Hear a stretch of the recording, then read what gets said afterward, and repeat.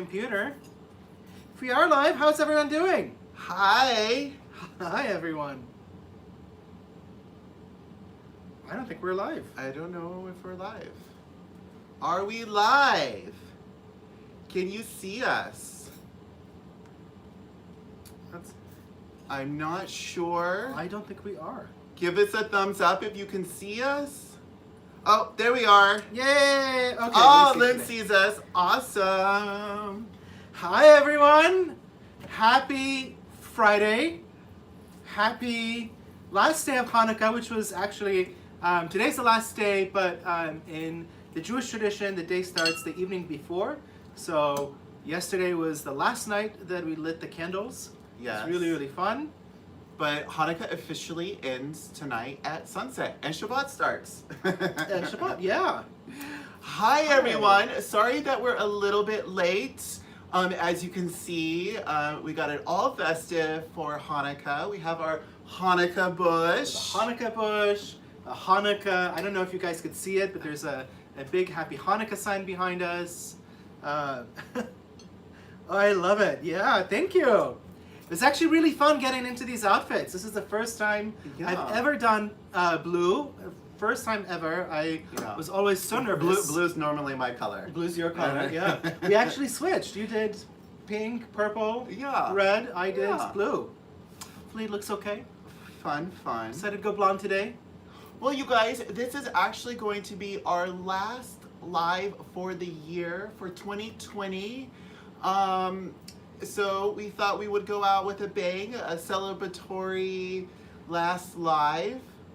Definitely, yes. Celebratory last live with all of you guys. By the way, we had our Zoom meeting on Wednesday. Yes, which was a lot of fun. You guys, it was amazing. It was not just fun, it was so amazing. Yeah. We have been riding on a high ever since then. Yes. So thank you guys, like a huge thank you guys to everyone that participated. We enjoyed it so very much. It was just incredible. Yeah. The conversation flowed. It was great to see everyone in person. It was just awesome. Thank you to Lynn and Justin and Elizabeth. Ed for making this happen. And V. Parker and Jenny and Rosie. And am I forgetting anybody else? I hope I'm not forgetting anybody else. I'm not forgetting anyone else. We had so much fun. It was literally, I think we were wrapping it up, the conversation, for like an hour because we were having so much fun we didn't want to go. Yeah, 2 hours flew by so fast. Yeah, it so really did. Fast, so much fun. So if you guys want to know when we are coming out with our next live in 2021, I can't believe I'm saying that, 2021. I know, oh my gosh. Moly, 2021. To stay up to date with everything that's going on, even with our Zoom things that come out, we send out emails. That's how we keep up to date with everybody, given all the difficulty of, I don't know, social media, everything, yeah. So the best way to do that is to stay up to date with us is to go over to houseofdemaj.com, stay up to date. And then that's where we communicate with everybody. That's the best way to stay up to date with everything. We will notify everybody when we're coming out with our next lives. What was it again? houseofdemaj.com /stay up to date. Stay up to date. So we had a really cool, we sent out an email asking when people wanted to do Zoom, and then we had a time that everyone chose and voted on. So we're really sorry to the people that were not able to join during that specific time, but hopefully 2021 will have more of these fun, festive Zoom meetings. Definitely. That was really fun. It was a lot of fun. Yeah, it was. And then you guys also were able to see our doggies as well. Yeah, so our little fur babies. Our fur babies. Absolutely. Okay, first toss the paper of the day. All of the updates. Oh wait, before I toss the paper, I actually have to say, we want to actually send a special holiday card to everybody. I'm just kind of like a little thank you for participating and it being a part of our adventure. We wanted to ask everybody in the Zoom to send us your address so we can send you over a holiday card.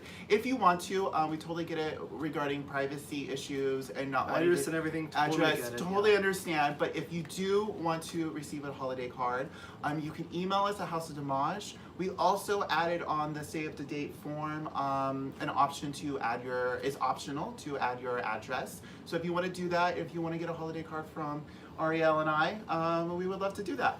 So send it to us. And first toss of the paper Ready? of the day. For you, Ed, this is for you. Yeah. Oh, I love it. That was good. Awesome. I love it. Oh, Ting. Yeah, Ting, we really did miss you at the Zoom meeting. Yeah. We were wondering where you were, but we figured you probably couldn't make it that day. David also couldn't make it, which was a really big shame. Yeah. He also sent us a message saying he won't be able to be here Yeah. today. But, David, when you do rewatch this, we just want to say congratulations. Yes. For what? Very, Yeah. very exciting. Very exciting. Yeah. Yeah, very exciting. Okay. Okay, well, are we ready to start our Hanukkah party? Oh, I forgot. We also have our... Oh, yeah. So, sweaters I don't know as if well. you guys could tell. It's a little unicorn. It's a unicorn. And it's, a junicorn. We love it.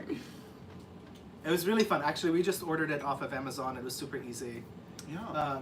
And really fun. Yeah. Yeah. It was actually, we were really excited. We got it just in time for Hanukkah, so we've been wearing it for like 8 days now, basically. Love it. Your sister yeah. also has one as well. Yeah, my sister. Actually, it's funny. My sister got one last year, and so she showed up to our house in her sweater, and we were like, Yeah. "Oh, Yeah. you got our sweater?" And she's like, "No, you got my sweater." So I guess we did. Yeah. Yeah, I guess so. And I think someone asked us if we. Oh, Jenny, do Twitch? Okay, never mind, not us. Oh, okay. Yeah. Okay. Thank you, Lynn. We love those sweaters too. They're really fun, very festive, super comfortable too. Yeah, actually, the fabric's it's actually really nice quality fabric. We Yeah. also have our Jewish princess earrings, and our Jewish jewelry. So we really wanted to do we wanted to go the whole Jap route this Yes, time around. yes. And if you guys are not Jewish and you don't know what Jap is, Jewish American princess. Yes. That was our goal for today. Yes. So we were gonna do nails Well, and everything. I don't know. But, Would you be considered a Jap? It's well, kind of half Jap. yeah, kind of half because I guess because Israeli. Yeah. But Okay. that was our goal. Yeah. Fun. Okay, so we have so much to talk about today. I mean, there's so much to talk. First of all, we wanted to talk about Hanukkah. Everyone knows it's a festival of lights. I think a lot of Americans and Europeans, just people abroad in general, kind of assume that Hanukkah is the Jewish Christmas. Yes. Which it would be really, really fun if it was. That would Because be then amazing. Jewish kids everywhere would get really, really awesome gifts instead of 8 days. 8 days of gifts, yeah. Yeah. instead of like books and socks and pajamas. Yeah. But it totally isn't actually, and it has nothing to do with Christmas. Nothing to do with Jesus. Christmas has to do with Jesus' birth. Hanukkah is actually celebrated because of the miracle that happened with the oil lasting for 8 days instead of 1. Everyone knows about that. But the reason why we celebrate Hanukkah is because during this time of year, the Jews were able to rededicate the Second Temple in Jerusalem, which was really, really special for them. So this is during the second. This is during the 2nd century BC. So the Jews were able to rededicate the temple, which was a really, really big deal. They were, of course, the temple was ransacked, destroyed, and this holy temple, basically the Greek and Syrian oppressive army of King Antiochus basically came into Jerusalem, took over the temple, erected a statue in honor of Zeus. They also slaughtered a lot of pigs within the walls of the temple, and as you guys know, for Jews, pigs are not kosher. Really, really big no-no. Yeah. And the reason why we celebrate Hanukkah is because at that time, a very small group of Jewish rebels called the Maccabees, they were a very small group of Jewish rebels, were actually able to defeat the really huge, strong Greek-Syrian army of King Antiochus and recapture the Second Temple. Yeah. Now, in order to rededicate it, because it was defiled at that point so badly, in order to rededicate it, they had to use the highest quality of virgin olive oil around, and they had to light a menorah, and the menorah had to be lit at all times, 24/7.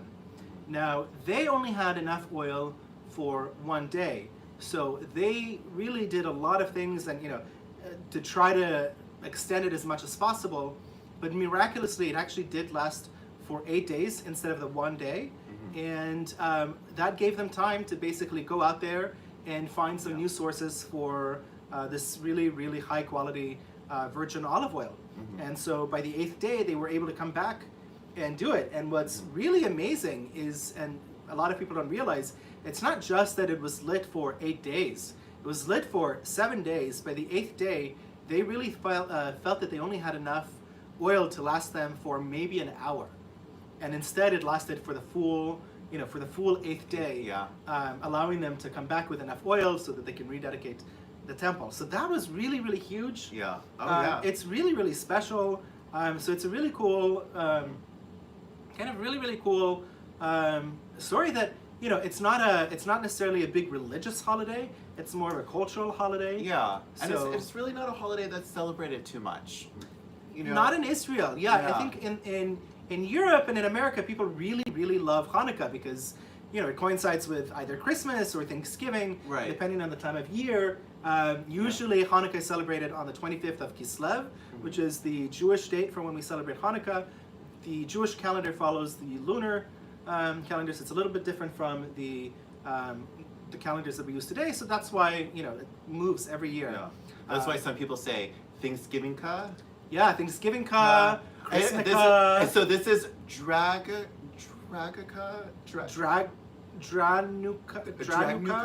Dragnuka? Something I don't like know, that. something like- The drag version of Hanukkah. Yeah, there we go. I love it. Yeah, so basically it was a really big deal. In Israel, kids really love the holiday. Parents really dislike it because kids get the whole time off from school. Meanwhile, parents have to work. Yeah. So they have to figure out babysitters and everything Yeah. else.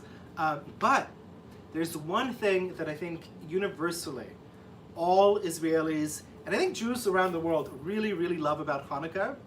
And that is the one thing that I think makes it really, really difficult for Israelis moving to the US. I think Israelis that move to the US, they don't struggle with, figuring out the language or being isolated or, Like what you were gonna say. immigrating or, none of that matters. All of that is nothing compared to what Israelis go through when they come to the US because they don't have sufganiyot. Oh, Which is so important. It is the best that's what the holiday is thing all ever. about. It's literally all about the sufganiyot. And sufganiyot basically Yes. it's a Jewish, it's like an Israeli Jewish version of donuts. And they're actually so much better than American donuts. They're so delicious. Yes. Basically fried dough with powdered sugar on top and some kind of jelly filling inside. And it is delicious. Yes. So The healthiest, of course. Yeah, of course. Very, very healthy. I think all Hanukkah food is made from oil. Yeah, all Hanukkah food is made from oil. So hence latkes and all of the other delicious things that I absolutely love. I love all those oily, greasy foods, which aren't good for you. But Not very good for you. They're yeah. super tasty. So it's funny because for the most part, Israelis are known to be pretty healthy. But during Hanukkah, it's a really big deal because, you're supposed to eat as much oily food as possible. So this is there's a 2-week period where all Israelis just go crazy and they fry literally everything they possibly can get their hands on. And it is delicious. Yeah. Absolutely delicious. So, in honor of today, really in honor of last night, but we're going to do it, guys, with you. We wanted to light Hanukkiah with you guys, which is the menorah. And we have several of them. 1, 2, 3, 4. yeah, we have actually quite quite a bit. It's actually really exciting. This one is, I've literally had in my family for years and years and years. I don't think you're going to be able to see it very well. See it to the YouTube. There you go, yeah. If you guys can see it. But it has been in the family for how many years, would you say? Oh, like, I think like over 100 years.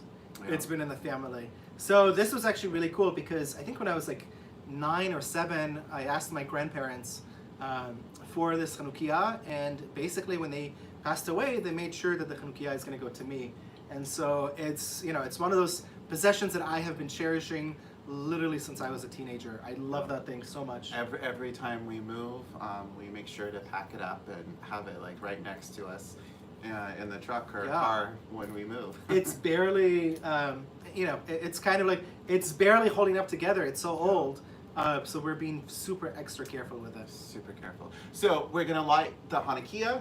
We are going to actually make food. We have an air fryer here. I don't know if you guys can see it. So instead of using oil, we figured how fun would it be to actually show you guys a really fun recipe before we get into politics, because we always get into politics. We are definitely going to get into we'll politics. talk about that as well. well. There's a lot to talk about. But we figured, let's like celebrate. Let's have a little fun. Yeah. Everyone has some drinks. Everyone has some snacks.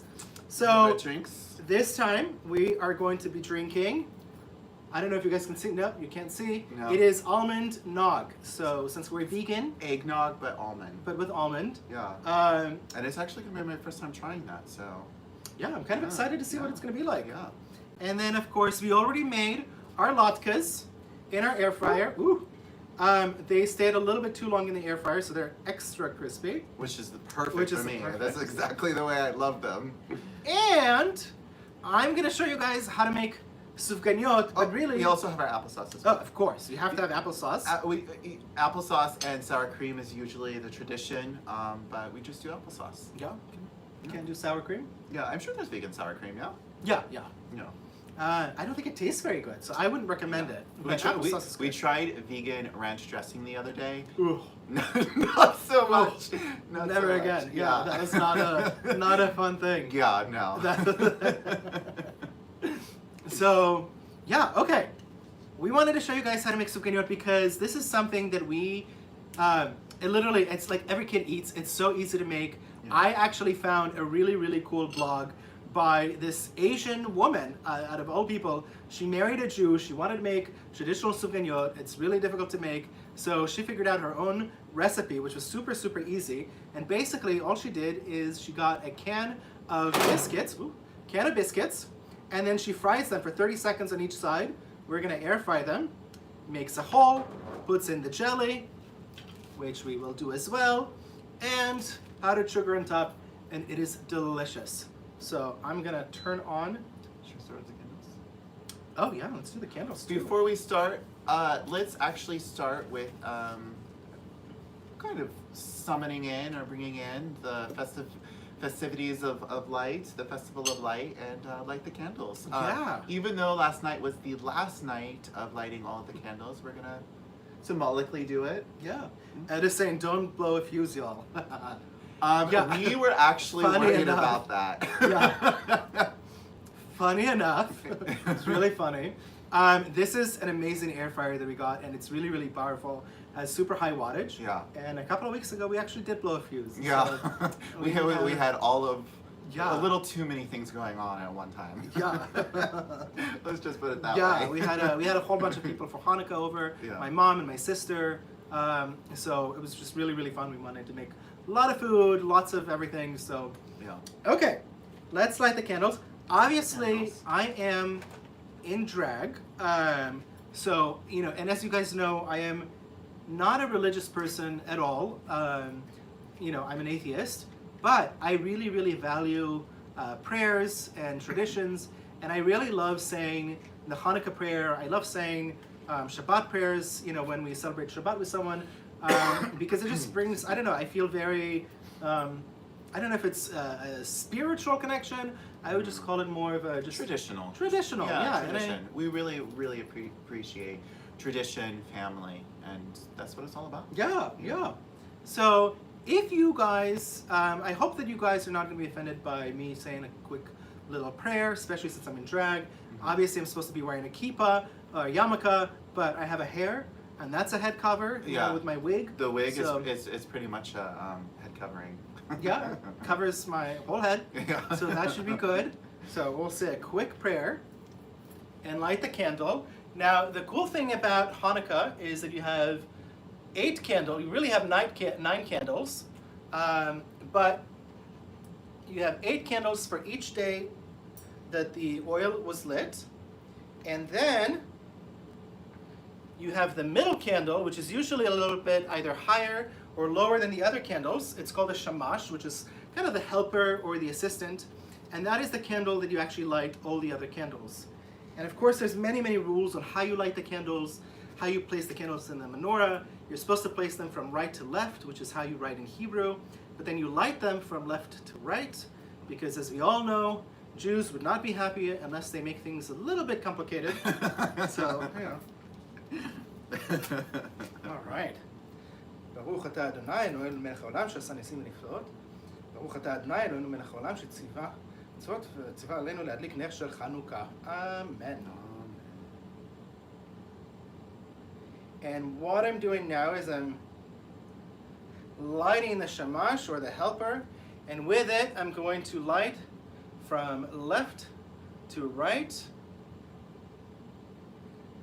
all of the candles,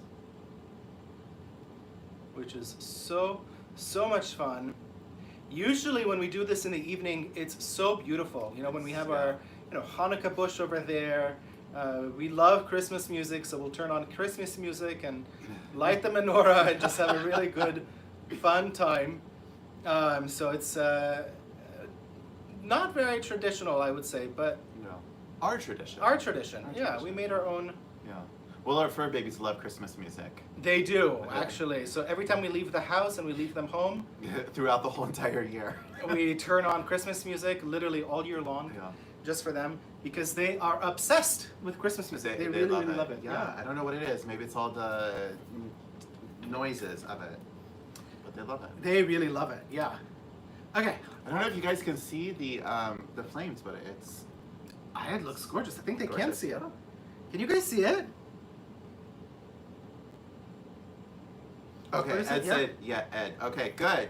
Okay, good. Perfect. Love it. Oh, Lynn said, I feel honored you're sharing this. Oh. Thank you, Lynn.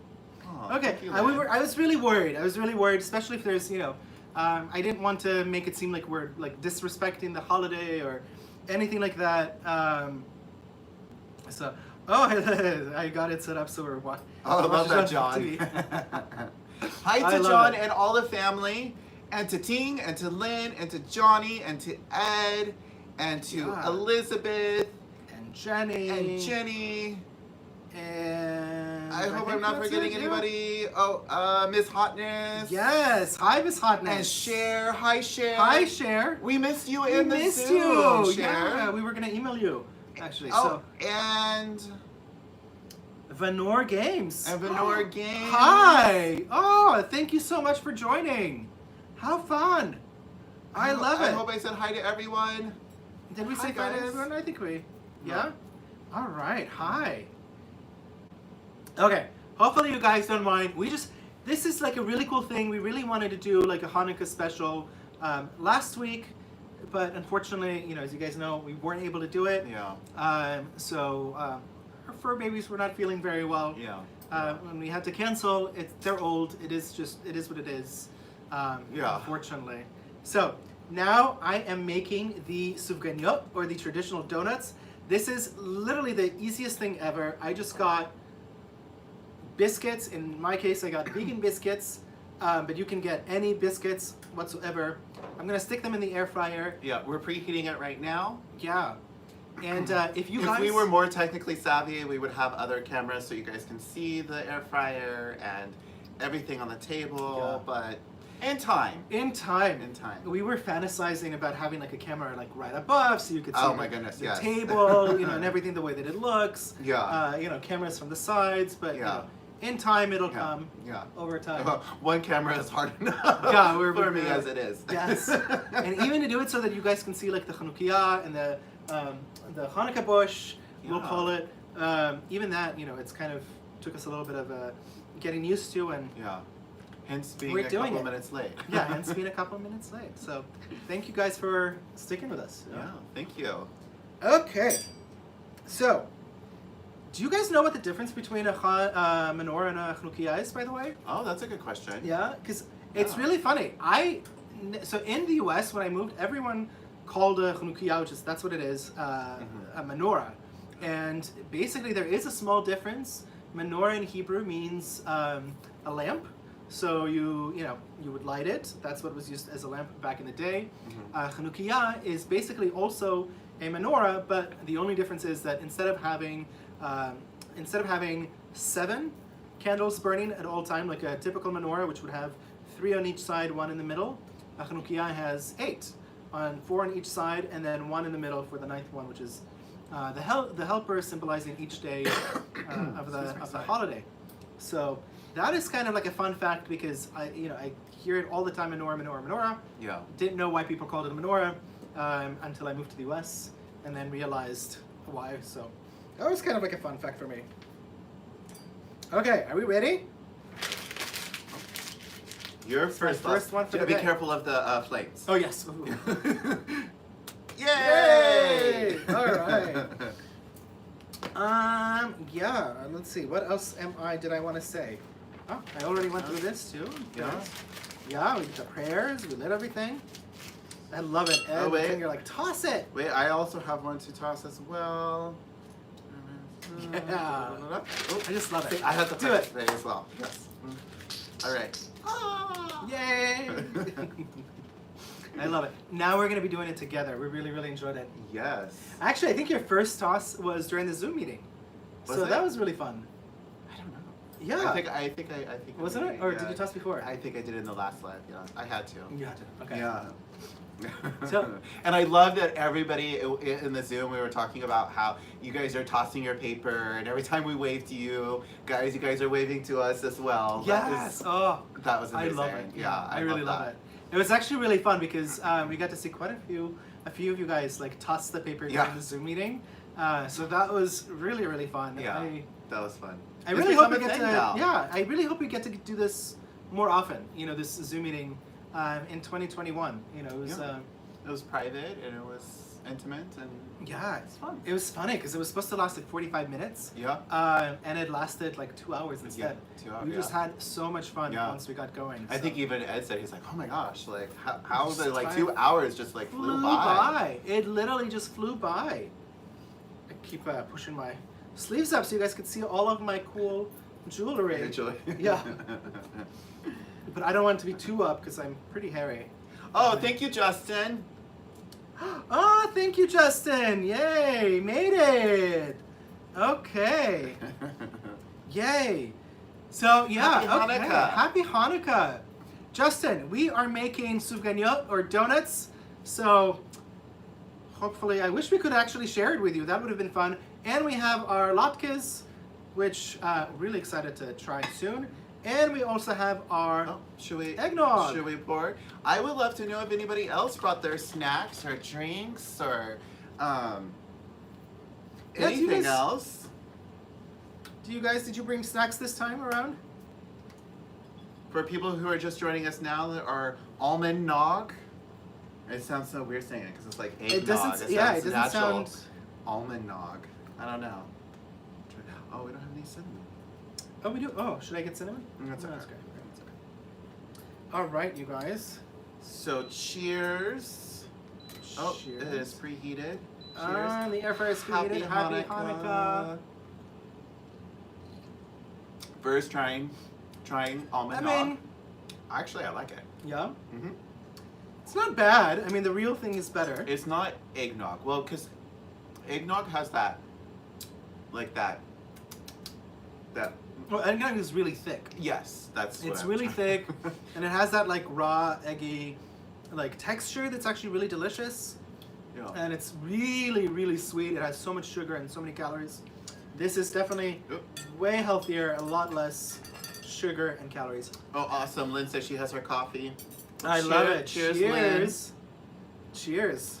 Lynn. All right. And Rosie. Hi, Rosie. Vodka tonic. There we go. There we go. All right, putting in our suganyo in the air fryer. I don't know if can they see? No, I don't think they can see the door. No. Okay, we'll let it air fry for a little bit. This is just How something. long? Maybe like 20 minutes. 20 minutes? Yeah, Okay. maybe less. I don't know. We'll see. Okay, we'll see. We have a light inside so we can actually see I don't, how they're doing. I don't think you can see it. no, though. I don't think they can see anything. No. It's really, really cool. Let me, basically, it's really, really You cool. are obsessed with this air fryer. I am literally obsessed with this air fryer. So we ordered this air fryer off of Amazon, and you have been like, I have been obsessing. Like I mean, like cooking literally everything. everything with it. yeah, I just absolutely love it. Bread, vegetables. literally everything. Like everything and everything. I've been making in You here. put away the toaster. Yeah, and I was put- like, where's the toaster? He's like, just put it in the air fryer. I'm like, I want a toaster. I want to toast the toast in the toaster. Just air fry it. I really like. I'm Yeah. obsessed. Yeah. Since we got it, it's just like literally changed my life. Really recommend if you don't have an air fryer, get one like right now. It is life changing. Our Hanukkah party has turned into an infomercial For an air fryer. Yeah. I love it. So, how many of you guys played the dreidel? I'm kind of curious. So, Oh, you know, we of course have our own dreidels. I think we're too far. Yeah, YouTube. I think we're too far from the. Yeah. So the thing about dreidels, which is really fun, kids really play it, and they basically play it for chocolate coins, or what's called geld, which is really, really fun. I remember playing in my childhood all the time. I loved it. And there's like they have incredible dreidels now in Israel. The ones where you like start spinning them and they start singing. There's like light shows coming out of them. Yeah. Music. I mean, it is really, really legit. It's kind of amazing what they have. And so I love it. I did it. I don't know if you guys can see. It's like spinning. It's pretty cool. Yeah. But I think they can. But do it here. I think it's gonna. Yeah. Yeah, here, closer. Oh, no. Oh, there we go. You can see it. Okay. So it was really fun. I always thought that a dreidel was kind of one of those like modern things. Turns out that it's not. It's actually something that the Jews used during the before even the Maccabee revolt, before the small Jewish rebel group was able to win back the Second Temple. It'll show them our. I don't know if you guys can Can see you see it. it? This is actually our Shabbat tray. It's our Shabbat tray. It says Shabbat Shalom, or Shabbat Kadosh, just Holy Sabbath on our See? tray. But I don't think you guys can see it now. It's a whole bunch of ribbon. Ribbon and chocolate coins Chocolate coins. and dreidels, and every time my sister comes over, I give her like a chocolate bag of coins. She loves Yeah. unicorns, so we gave her unicorn chocolate coins. Yeah, we gave her unicorn, which she loved. So it's just fun and it's festive. We have a lot of like festive stuff all around our place. We really, really enjoy it. We really, really love the holidays. We love the holiday spirit. It's really hard this year because there's just it's not that festive, I think, in a lot of places, just because Yeah. everything is closed due to Chivi. So. I will say this though, it was very strange because we normally go out and buy our Hanukkah bush after the weekend after Thanksgiving. Yeah. And this year, where we live, there was all of the decorations were gone. All of the stores were empty, and we asked somebody, because we went to Home Depot, we went to Hobby Lobby, we went to... I mean, we literally, we did the Everywhere. rounds. Yeah. Like, literally, we did the rounds. And they said that they just sold out of Everything. everything. Everything. It's never been like this before, that everybody just bought up and gobbled up everything. Because we were wondering where's all the decorations. Yeah, So, where's I don't know the if it's the same- trees, yeah. like the wreaths for the door. Everything gone. has just been gone. Everyone has Everything's been gone, yeah. gobbling it up. And apparently, people told us basically they can't go outside. So, they want to really go all out this holiday season, which I'm all for it. I love it. I think it's really great. We do this every year. And I think it really, it does a lot of good for people. Oh yeah. So, yeah. Okay. Do you guys, I don't know if you guys know or John not. says, pandemic shopping. Pandemic shopping. There we go. Yes. Oh, and thank you, Justin, too, for loving the unicorn. We love them. Yeah. I love it. Yeah, well, and Ed agrees, saying with everyone out, you know, at home, being out of holiday stuff makes a lot of sense. Yeah, it's just really crazy. I don't remember it ever being like this before. So, you know. Yeah. I don't know. Yeah. First time.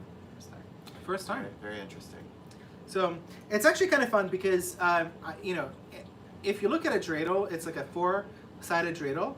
And at the time, Jews, you know, kids play it. Now it's a really fun game. They play for coins. At the time, since, you know, worshipping for Jews was prohibited during the Greek-Syrian occupation of the Second Temple, what a lot of people did is they basically went to study the Torah underground. And so when the Greek-Syrian army was doing their you know, rounds around Jerusalem, what they would do is they would have kids playing the dreidel. And at the time, the dreidel was, it's almost getting close. Oh, I think it is. Ready? One more minute? Ready? Yeah, almost ready. And at the time, basically people, the dreidel was actually a gambling game. So a lot of people don't realize, they think that the dreidel is a Jewish thing that Jews invented. Not at all. It's actually something that was invented by the Greeks. As a gambling time, people would actually, you know, twist it, and then if you land on one letter, it says, you know, take all the money. If you land on another letter, you take half the money. If you land on another letter, you give money. If you land on another letter, then you give all of your money. So it's really, really fun. And what they did is they actually had Jewish kids play the dreidel, pretend like they're gambling. And, you know, if they would see the Greeks coming over, they would shout, you know, really quickly so that those that are practicing and learning the Torah could hide everything. And yeah, so underground there. And this is how it started. This is how we were playing the dreidel, by, you know, having this, you know, this kind of history. And I thought it was really, really cool. Yeah. It's literally been, you know, hundreds and hundreds of years now at this point. I think it's kind of amazing, actually, thousands of years. Yeah. So it's kind of amazing that it's just tradition that lasted Yeah. all this time, thousands of years, for a holiday that's not even considered like a high holiday in the Jewish religion. Yeah. So I thought it was fun. Interesting. Okay, are we ready? Okay. Let's do the donuts. I'm actually really excited for this. Like I said, this was really cool. I saw this on a blog by this Asian woman who married a Jew, and she wanted to, you know, make something special for him and their children for Hanukkah. And she basically found this recipe of just, literally just, a little hot. Little hot. Ooh. They're hot. There we go. One more. It smells delicious, you guys. We wish we could have these back. smell TV. A little too hot. Oh, I wish we had a smell TV. Yeah. I wish you guys could smell it. It's so good. And where's the scissors? Oh, okay. So now that we have the biscuits, what I'm gonna do is literally make a hole in each one, and I'm making a hole with a straw that's a pretty wide straw. You can make it from the top, like I'm doing. You can also do it from the side, which is a lot how traditionally it's done as well, kind of like this. And you probably can't see, but I'm making a hole in each one of these little biscuits. And once I make a hole, I'm going to fill them up with jelly, which is literally delicious. Which is the best part? Oh, Elizabeth says, I need to buy myself an air fryer for Christmas. Elizabeth, do it. I'm telling you, your life will never be the same. Really. You know, I thought there was like, you know, I don't know. I thought you should do maybe infomercials. I really should. I mean, this thing like changed our lives. Literally. I thought family and friends were like the most important thing in life. And I realized it really isn't. Like, it's no, all about the air fryer. It's all about the air fryer. It really is. All right, scissors. Yes. Thank you.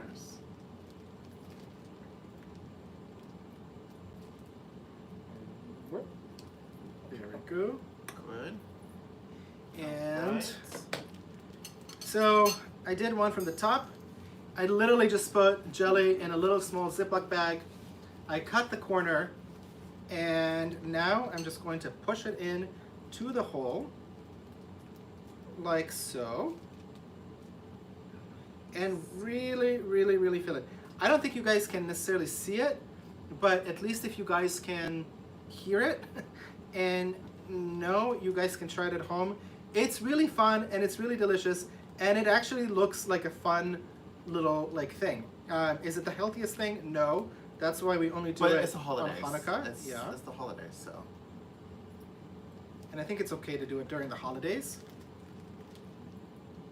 And then I promise you guys, after this, back to politics. John, we will. Just give us one moment and we definitely will. What is John asking?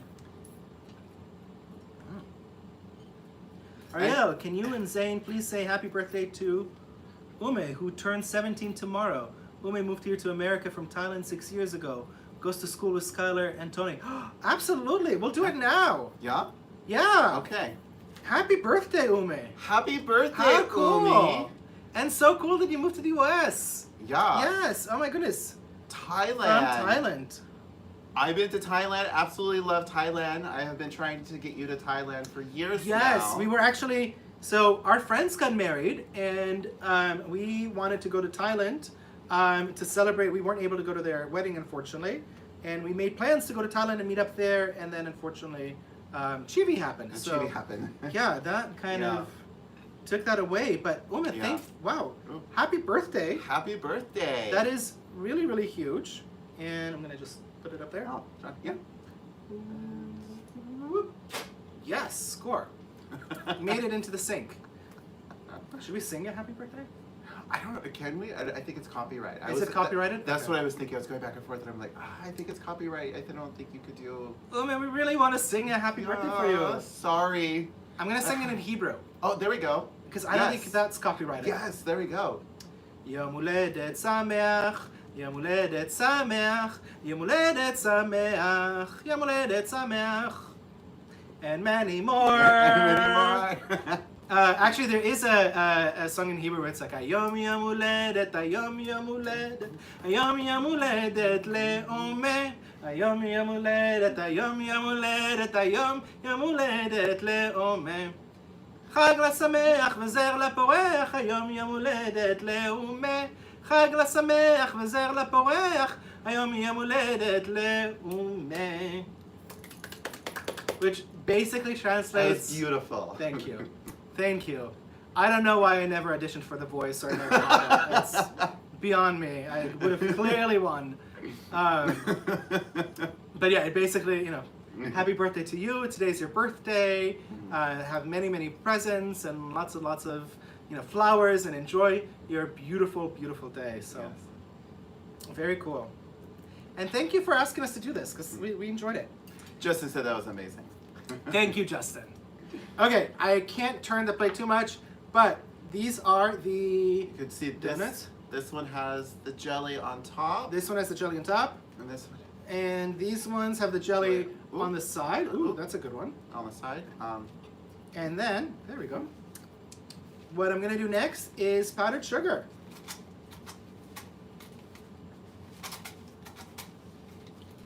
And there we go. That was easy. Isn't it so easy? I mean, literally we did this like while we're live. And now you Yeah. have this gorgeous, delicious... It didn't even take 20 minutes. No, I it think didn't even took take 10. 10 minutes, Maybe, if yeah. that. Literally, the fun thing was, so the first night my sister invited us to light the candles at her place. So we lit the candles at her place. Second night, we lit it at my place, at our place, excuse me. And I made these souvenirs, and my mom came over, and she literally did not believe that I made them. Yeah. If it wasn't for my sister that watched me make them, she would have not believed me. So, you know, and I'm her son. She's supposed to believe me, but she thought it was just too good to be true. So there we go. That is it. And hopefully you guys can try it at home. That's just our little... Seems small like, gift. wow, that was a lot of sugar. Well, you have to have a lot of powdered sugar. A lot of powdered sugar, and we could go like this, you know. But yeah, that's a lot of powdered sugar. It's a lot of powdered sugar. It's literally the traditional of it's so traditional. It's supposed to be just it's, you know, supposed to be cooked in oil, soaked in oil with lots of sugar and jelly. I mean, it's crazy unhealthy, And if you go to Israel at this point now, they have these incredible donuts that they do, super high end. Ooh, yes, thank you. They're super high end. you know, they have like all these different things in them and crazy different flavors. So that's the one thing I really wish we had here in the US. It would have been delicious. Actually, I do. Uma said, thank you for all of the birthday thoughts and wishes. Uma, you're welcome. You're welcome. We're glad we were able to do it. This. Oh, goodness. I don't know if they can see. I don't think you guys can see that. Oh, fun fact, last fact about Hanukkah. On the dreidels, I don't know if you guys know, you know, there's like letters on each one of the sides, you know, the 4 sides. And it's kind of funny because when I came to the US, I realized that the letters are not the same as in Israel. And then I found out why. Oh, yeah. Right? Yeah. In the US, it says Nes Gadol Hayasham, which is a big miracle happened there. But in Israel, it actually says Nes Gadol Hayapo, a big miracle happened here. Yeah. So it's kind of fun because in Israel, you know, big miracle happened here, Israel, and anywhere else in the world, the dreidel actually says there instead. So I just thought it was a really cool little thing. I guess it wasn't, you know, so universal. So it's kind of special. That's definitely a fun fact. Yeah. And in general, I think Jews usually celebrate, if they don't live in Israel, they celebrate the high holidays 2 nights in a row usually, just so that they can be more connected, you know, to the Holy Spirit and the holy place of Israel. Whereas Israelis don't need to; they only need to celebrate, you know, 1 day of the high holidays, because they're already feeling the festivities of, you know, the Holy Land. So, all right, All right. Tossing the paper. Tossing the paper. Thank you guys for bearing with us with this. We really wanted to do something special for Hanukkah, and we thought this would be a really fun way to do it. So I hope you guys enjoyed it. Yes, Ed, Israel is extremely happy this year with the capital where it belongs. I was There we go. Let's get into politics. happy. Yes, thank you. There you go. Good segue, Ed. Yeah, Ed is on a roll. Yeah. Yeah, I was extremely happy when the embassy was moved. I think Jews in general and Israelis are really, really happy. It really means a lot, and it's something that, you know, for Israelis, it was a given. Of course, Jerusalem should be a unified city, and it's literally the holiest place for Jews, like around the world. And a lot of people say that, you know, well, the Al-Aqsa is also holy for Muslims, which it is, but it's the 3rd, I think, holiest place for the Muslims. And it's also not even mentioned in the Quran. So, you know, that's why actually Saudi Arabia, for example, you know, actually really believes that Muslims should not concentrate so much on Al-Aqsa, which is right where the Wailing Wall is, and really should think more about Mecca, which is, you know, in Saudi Arabia, and Medina, which is also a very holy place, the 2nd holiest place for Muslims. Yeah. Justin, I love your comment. Where is it? Everything I knew about Hanukkah you learned from the nanny. We love the nanny. Yes! Oh my God, we love the nanny. It's such a classic. It is a classic, yeah. And I just feel like they don't make those kind of anymore. You know, the nanny, the Golden Girls, like all those really I think those fun are classic. our 3 favorite classics: Nanny, Golden Girls, and Roseanne. And Roseanne, yeah, oh, love Roseanne. Really love Roseanne. And the reason why I love Roseanne is I think a lot of people can just relate. I mean, it's definitely not a typical show, but it gave me a really good window into what American life was like watching that show. So I loved it. I really do. And what I really loved about Roseanne is it really dealt with a lot of issues. So it's kind of funny because Friends is really getting criticized for not having enough people of color on the show and dealing with, you know, real issues, real life issues of, you know, LGBT community, racism, you know, religious issues. And, you know, the way that they defend themselves is by saying that, well, you have to really keep in mind, you know, the times at the time, you know, that at the time, you know, this was not as accepted as it is today, to which, you know, it's really interesting because Roseanne came out way before Friends, and they've already dealt with these issues literally in the 1st season. Yeah. So I just thought it was incredible. And of course, you know, to call her a racist now is just outrageous. Really, really outrageous. Especially since she has black grandchildren. I mean, it's just, you know.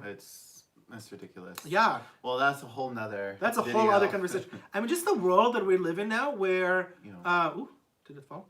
Yeah. Ooh. Just the world where we live in now where, is it okay? I don't know, should I go fix it? Yeah. Okay, I'll go fix it. I'll be right back, you guys. We have a technical difficulty. It is okay. Things happen. We are live. Things happen live. So let's see. Ed, you love Roseanne and I love Lucy. Oh my gosh, I can't believe I forgot I Love Lucy. That is such a great show as well. And for Israeli mission, anything of the Jewish culture. Well, you guys, we're waiting for Ariel to come back. I would love to know what your favorite holiday tradition is. Whether you celebrate Hanukkah, whether you celebrate Christmas, or whatever holiday you celebrate, I would love to know what your traditions are. So if you guys can let me know in the comment section, I'd love to know what your traditions are while we're killing some time until Ariel fixes his eyelash.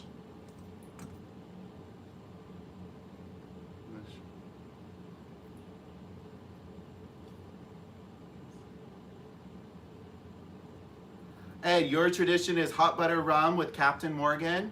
Okay. That's a great drink. Love that.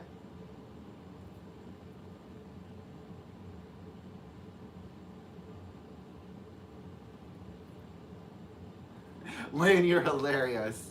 I give it traditions for Pisces.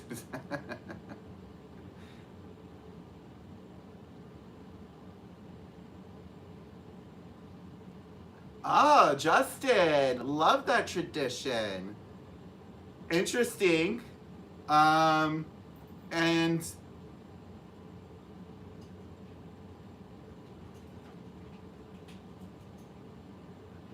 Smokey, EBA. Just watching Christmas movies. New favorite movie is Smoky Mountain Christmas. Starring Dolly Parton. Absolutely love Dolly Parton. She is iconic and great. Let's see who else. Elizabeth. Christmas doesn't go well for Doctor Who traditionally. This is true. As you guys know, we love Doctor Who, big Doctor Who fans, and they always have their Christmas special. People who don't know who Doctor Who is. It is absolutely a great show, and Tell us what it's about. and we're back. And we are back. Are you okay? I think so. Okay, we are okay. Sorry, guys. That's what happens when we go So it's live. happening, yeah. Things happen. It's kind of funny. I was trying these new eyelashes today, so Yeah. there we go. That's the result.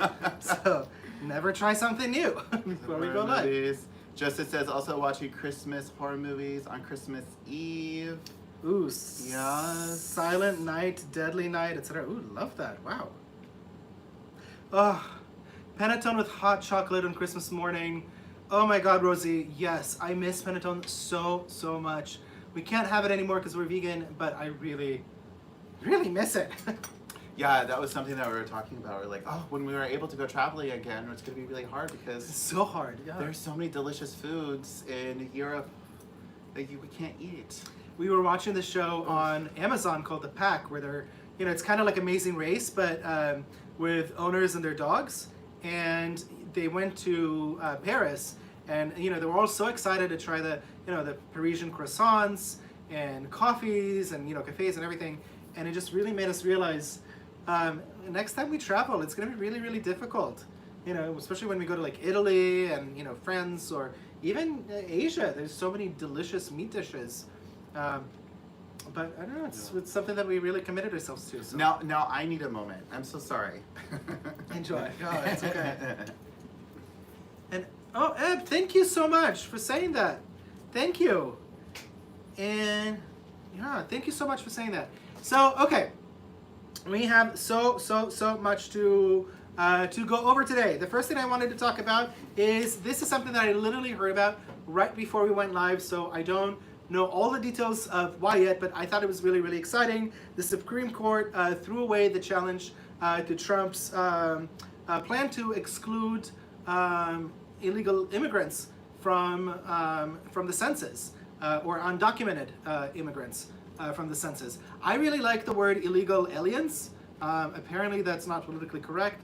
I just feel like when someone breaks the law, and come in here, they're not immigrants, right? Like when you're hopping the border illegally, you're not an immigrant, you're like a lawbreaker, and that's why I would call them illegal aliens. Okay.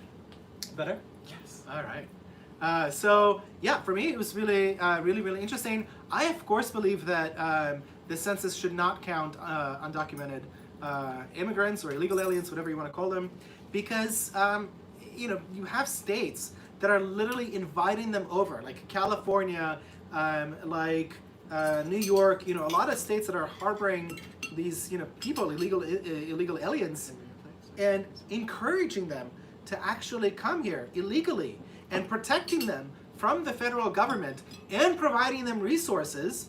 And by counting them in the census, that would mean that these states and counties would get more funding. They would get more.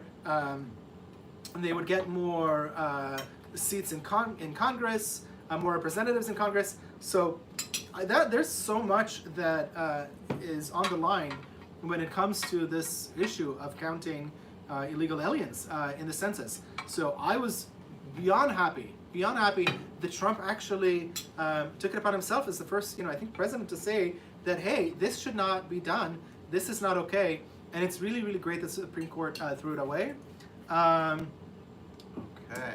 And the other thing that I think is really cool also is that basically the Supreme Court said, hey, the reason why they brought this, the reason why we're throwing this away is because everything that you guys are saying is literally based on hearsay. Basically, the state of New York and I think California and a few other states sued Trump with the position on the census. And yeah, the Supreme Court basically said, you know what, it's valid. They literally brought no facts to the table as regards to like why they should be counted. And the other thing is, nothing has really been said or done yet by the Trump administration. They haven't actually pointed to specific people that would get counted and people that would not get counted. So this suit was basically a frivolous suit based on hearsay opinions of what could or should happen versus what is actually happening. So I was really glad that the court recognized that. I thought it was awesome.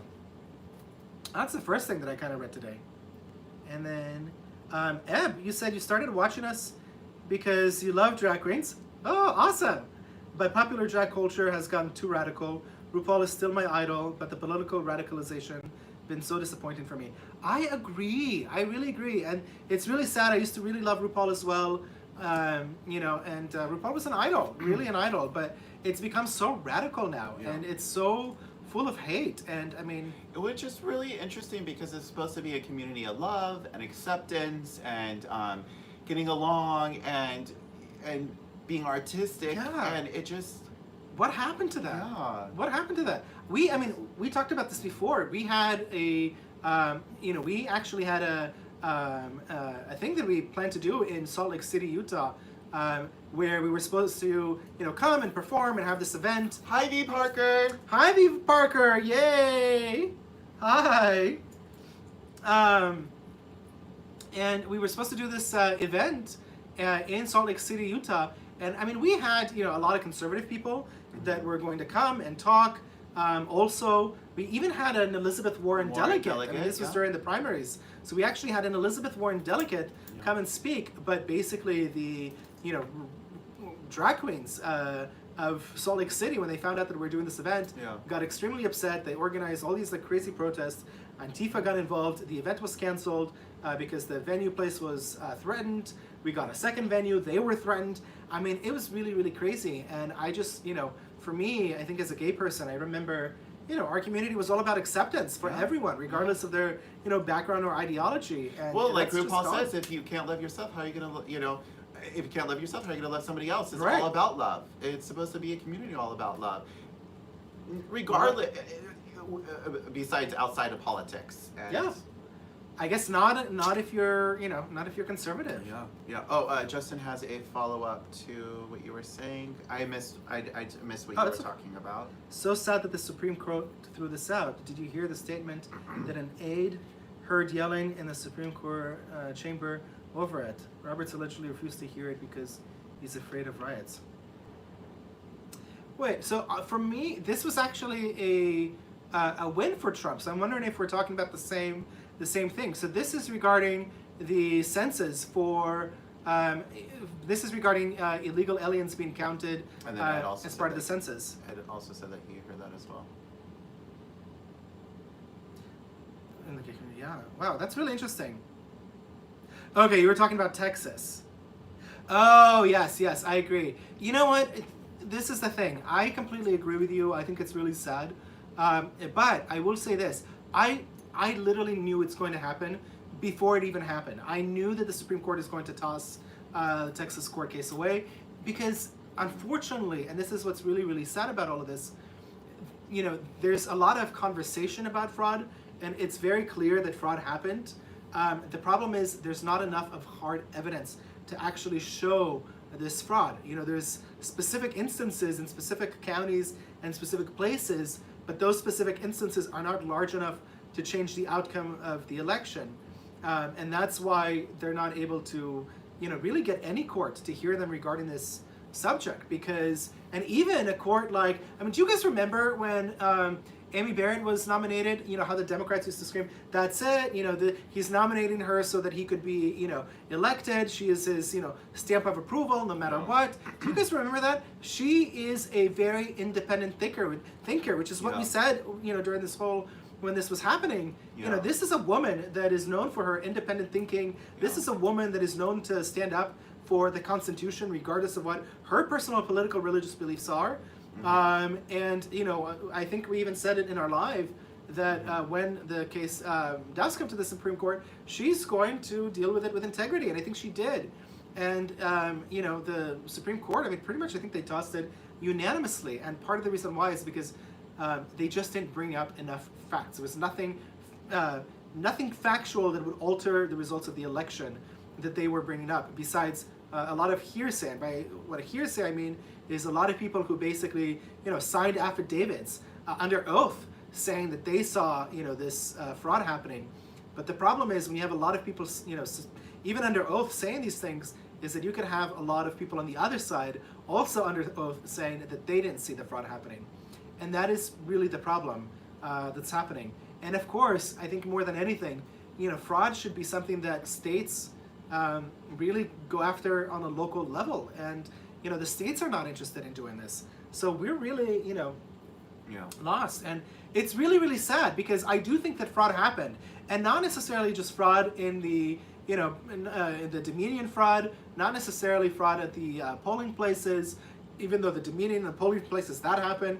But fraud by the mainstream media, fraud by the Democratic Party. I mean, most Americans did not even know about the Hunter Biden allegations. They didn't. If you're not a Republican, you did not know about these allegations because the media refused to cover them. You know, Twitter and Facebook and other social media giants basically just announced that they're now going back to the way that they used to do business before the election, and now they're going to allow people to retweet, their tweets and everything. And it's crazy because right before the election, they made it so difficult for people to retweet tweets, especially when it comes to the election, to the Hunter Biden allegations, to all these other things that Republicans were screaming from the rooftops, like, "Hello, look at this! This is happening. This is really, really real." And basically, we were told that's a Russian hoax, another Russian hoax. This is again fake news. Fake news. Turns out, not only is it not fake news, everyone knew that it's not fake news. They knew it, and they still hid it. And up until today, I don't think the New York Times even ran with a story about the Hunter Biden allegations. Up until today. That's crazy. That's the most read and, you know, supposedly the most respected newspaper in the country, and they don't think it's necessary to report on, you know, the president-elect's son being investigated, you know, by the FBI, you know, for the past 2 years, since 2018, for tax reasons, with connections to China. That's outrageous. That's really outrageous to me. I'm even concerned about what you're even saying now. It's going to get flagged. Oh, I know, huh? Actually, that's... just... Let's see. I would not be surprised if this video is going to be taken down. It's just unbelievable. Because anything that is said against that situation is automatically already, like, flagged and taken down, so... Yeah. Boy. You know, Ed, I know that... Roberts and I know that Roberts expressed fear regarding rioting. You know, it's really interesting, actually, if you think about it. Do you guys remember before the election, all the major cities in the U.S. had everything boarded up? Everything was boarded up in case Trump wins, because they knew that Democrats and liberals are going to riot like crazy, like nobody's business. They knew that. And, you know, at the same time, they're saying how, you know, Trump and conservatives and Republicans are stoking, you know, fear and violence. I don't see any violence perpetuated by conservatives. See any buildings destroyed. I don't see businesses ransacked. None of that is happening. Or anything. Looted or anything. Yeah. And V. Parker, you're making a really good point regarding Pennsylvania and Georgia, regarding the fact that they didn't follow their own state constitution regarding the election. This is a real issue. Here's the problem, and this is why it also didn't go very far. They have not been following their own state constitution for years now. I don't remember since when, 1998 or 2000. So, and basically because nothing was done in previous elections, it would be, you know, unfair to do something about this election. The other thing is, regarding them following the Constitution, if the Trump administration and Republicans sued those states prior to the election, because they knew the practices that these states are going to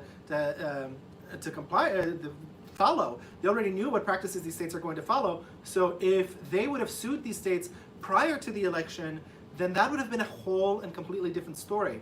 But you can't sue retroactively in this case, especially since we've already had multiple election cycles, both presidential and non-presidential, where the state constitution was not followed. This is apparently really common practice, unfortunately, and I think that's, again, that is a problem, a major problem when it comes to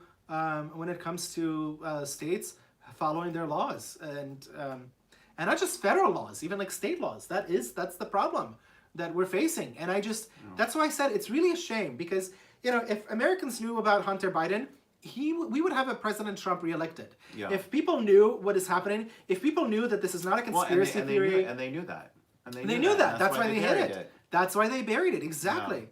They knew that very, very well. That's why, you know, there's a recording of the CNN, you know, CEO saying we're going to bury the story and we're not going to talk about it. You know, I mean, look, even Governor Cuomo is being accused of, you know, sexual misconduct, of sexual assault. You don't hear about it anywhere, literally anywhere. Joe Biden was accused of sexual assault.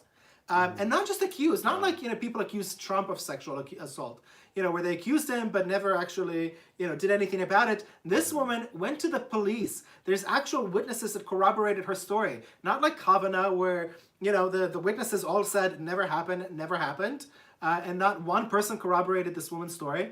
Not like Kavanaugh at all. In this case, people corroborated. Hi, Miriam. Love our sweaters. Hi, Miriam. Thank you. We're glad you were able to make it. You missed it. We made some sufganiyot, some, you know, donuts, and we made some latkes, and we're drinking almond eggnog, which is really exciting. Cheers to you, Miriam. Cheers. Do a cheers to Miriam. For cheers, complimenting Miriam. us on our sweaters. Thank you.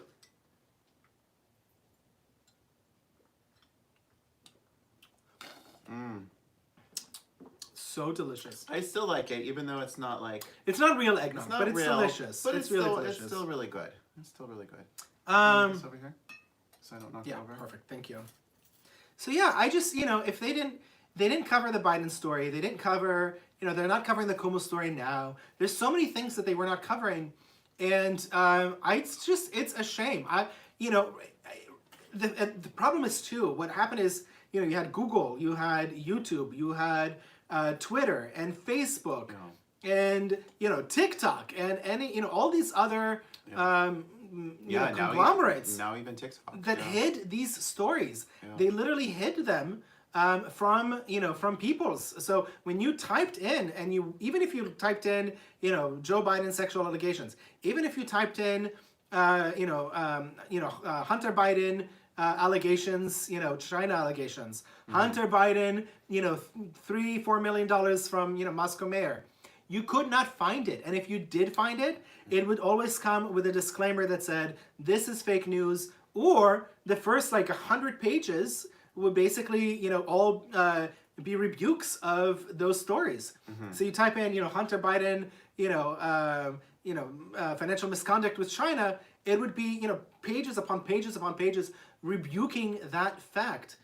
Which is why, again, we use DuckDuckGo. We're not sponsored by them. I strongly recommend it. Yeah. We made it our go-to search engine because they basically, their algorithm does not discriminate between stories or political ideologies. So I really, really recommend it. But it's a shame because if people knew about the sexual allegations, and I think specifically Hunter Biden allegations, Trump would have been reelected. And, as much as I'm angry at the Democrats, at the mainstream media, and I am livid, absolutely livid, I'm even more angry with Republicans for not preparing because they should have seen this coming. They should have known. They really should have seen this coming. And I'm really disappointed because even though I defended Trump after the first debate, and I said he did what he had to do, given the circumstances, he needed to do something. After seeing his performance in the second debate, I think if he performed the same way that he performed in the second debate and the first debate, he would have won either way. I really think the first debate just turned so many people off. It turned out, That since then it was a lost cause. It turned my grandpa off. It was your grandfather, right? And and my grandfather lives in Oakland.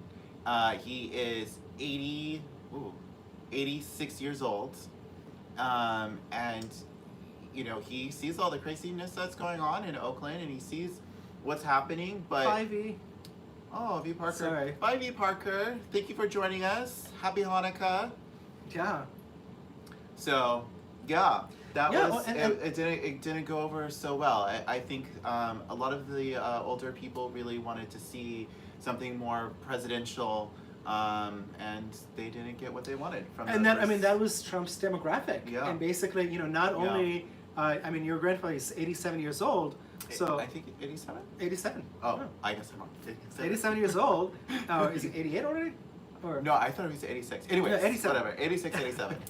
But so he's literally the perfect demographic for Trump, and he was already upset about the handling of Chibi, and really, feared it. And then on top of it, saw the second debate, and that was the first debate, and that was it. It turned him off. And I think, for me, when I found out that it turned his grandfather off, I realized that's it.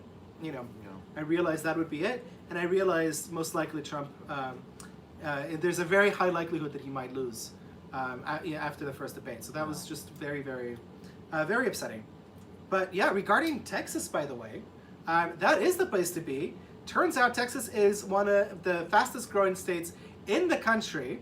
And here's the kicker, which is I think so sad about all of this, is you basically have a state like California, which is in a free fall. I mean, like nobody's business. It is in such a huge free fall with everything that is happening, with all these crazy progressive liberal policies that they're doing. You have companies leaving left and right, and not just we're not just talking about Tesla or Ben Shapiro's company or conservative company. We're seeing high tech companies, startups, big companies all fleeing California because the business environment here has literally made it impossible to live here. The other thing is, and then you have Newsom, who is giving French Laundry $2.4 million as a stimulus because of Chibi, while other small restaurants and get nothing. Right, which is really funny because the French Laundry gets $3 million. $2.4 million. Excuse me. $2.4 million. And then, you think why, and then you find out that Newsom is basically partying it up at the French Laundry without wearing a mask, without socially distancing, while making it a mandate in California to wear masks and social distance. And it's interesting because I don't think there's one Democratic governor, literally I don't think there's one Democratic governor that actually follows their own ordinance when it comes to wearing masks and socially distance. Only for the cameras, and then they're constantly being caught. And it's not just governors. I mean, it's representatives all over. Senators and congresspeople. We all remember, Pelosi at the hair salon. It's outrageous. It's outrageous. But again, all of that was hidden by the media, which is just a shame. It really is a shame, the way that things went down. So, but speaking of California, California is actually seeing a massive exodus of people leaving the States, and you have all these businesses leaving the States. And then what's happening is basically middle class is being suffocated by living in the state where they can't take it anymore. So they're, leaving, en masse, like literally just leaving the States in herds. The sad thing is a lot of Californians are moving to Oregon, Washington, but most Californians are actually also moving to conservative states. They're moving to states like Arizona, which is why, probably a big reason why Biden was able to flip Arizona this year. They're moving to states like Arizona. They're moving to states like Nevada, which, if you guys remember, Nevada used to be swing state. It still is, but it's definitely becoming, harder for Republicans. And they're moving to states like New Mexico, that used to be a swing state and no longer is. Moving to states like Colorado, that used to be a swing state, no longer is. And they're moving to Texas. And now Texas is actually a swing state, which again is just astonishing, because you're leaving California because you're so worried about all of these, crazy policies that are making it unlivable to live here. And then you're going to Texas. And then you're creating the same policies, the same there. Chaos here over there. Yeah, it's unbelievable. It's kind of like, it's very similar to a lot of the, undocumented immigrants, that are fleeing these socialistic, oppressive regimes, coming to America, and then when they come here, and if they become documented, or if they become, gain some legal status, they still continue to vote for the same people that are basically advocating the same policies that they fled from. I mean, it's just, there's just no sense in what's happening. And it's either people are just not taught to think, or they're just really being manipulated by the media, by these politicians. Yeah, I think that's really what it is. I think people are being manipulated. Yeah. When you have, because at this point, I think the one thing that especially the older community, because they really rely upon mainstream media. They rely upon cable because they're not really connected with social media as much. Even though that's also has changed as well. Oh yeah. But yeah. No, you're right. I mean, think about it. It's really a shame, because basically, what happened is, it used to be that people in the media tended to be, back in the 70s and the 60s, they tended to be, right around the center, conservatives and, liberals. What happened is, over the years, basically liberals really took on, studies like art studies, basically. Journalism, art, anything that has to do with, those kind of subjects. So essentially, you had journalism was overtaken by liberals. Hollywood was always super liberal. And then you have these massive tech giants who are living in California, in the Bay Area, which is very, very, very liberal, progressive, and the people that they hire are very, very liberal and progressive. So everyone lives in this echo chamber bubble. And these are the people that control, really the world at this point, because they have a further reach than anyone, further than the president of the U.S. And so, you have all these, tech companies that at this point you can't live without. You can't live without, Facebook. You can't live without, Twitter. It's part of our lives that, people, that's it. It's part. We can't not be on Facebook anymore. Because at this point, if you're not on Facebook, you won't even get hired, because so many employers are looking at your Facebook profile before they hire you. So basically, we're beholden to the great the great CEOs and workers of these companies. And they know that, and they know that, and they're using it for their advantage. I see some people are talking about that there's Eve A said there's no such thing as blue states, there's only blue cities. Eb, you are absolutely right. I've seen that map. It's actually, well, there are a few blue states, like California, for example. I would consider it a blue state, just because even though obviously the majority of the big cities are blue, and you have a lot of rural areas that are red, at this point the cities have expanded so much. I mean, literally, it used to be where if you lived in the Bay Area or San Francisco, Sacramento was like the end of the world to the right. You know what I mean? It's like literally. Hi, Susan. Sorry. Oh, hi, Susan. Thank you for being able to join us. Happy Hanukkah. So glad you were able to make it. Yeah. Our Hanukkah party. Yeah. So yeah, it used to be that, like for example, from San Francisco to Sacramento, just an hour and a half. It seemed like forever, like literally forever. And now Sacramento has basically been swallowed in as part of the Bay Area because it's expanded Sacramento, so much. Roseville, Auburn, like it's all It's a whole part it's of all the part of the Bay now. And it's basically you have like a 3-4 hour radius of cities that are practically all blue at this point. Yeah. But you're right. In most states, it's just blue cities, and the problem is that even though it's just these like blue cities, that's where the majority of the people live. We talked about this actually in our Zoom meeting on Wednesday. We when you look at Washington, right? You basically have Seattle and the suburbs of Seattle. They're super liberal. The rest of the state is literally red. Yeah. The rest of the state is red. Same thing with Oregon and Portland. And Portland, literally, it's Portland. Yeah. And that's blue, and then that's it. Yeah. It's just Portland. The rest of the state is red. Probably Eugene and Salem now. Eugene, as well. I don't. Yeah, probably Eugene and Salem maybe at this point. Yeah, I would have to look that up. But it's just what's happening is the majority of the people are living in these cities. And if you look at like Wisconsin and Minnesota, I mean, Trump did incredibly well, and I think that's also part of the reason why Republicans did so well in Congress this year, because your representative is being chosen based on your district, not based on the popular vote in the state. So Republicans crushed it, literally crushed it this year when it came to the Senate and the House, but specifically the House, and that's because of the point that you just brought up, which is really important. Yeah. Hi from Hi, Mika. From Frankfurt, Germany. Hi! Oh, how exciting! Happy Hi. Hanukkah! Happy Hanukkah! Happy Christmas! Christmaka. Christmaska. Dankeschön for joining us. Yeah, this is the wrap up of Hanukkah. The wrap up of Hanukkah for us. Yeah. Mika, I love Frankfurt. Love it, love it, love it. I have a friend that lives there. I have a friend that lives in Berlin.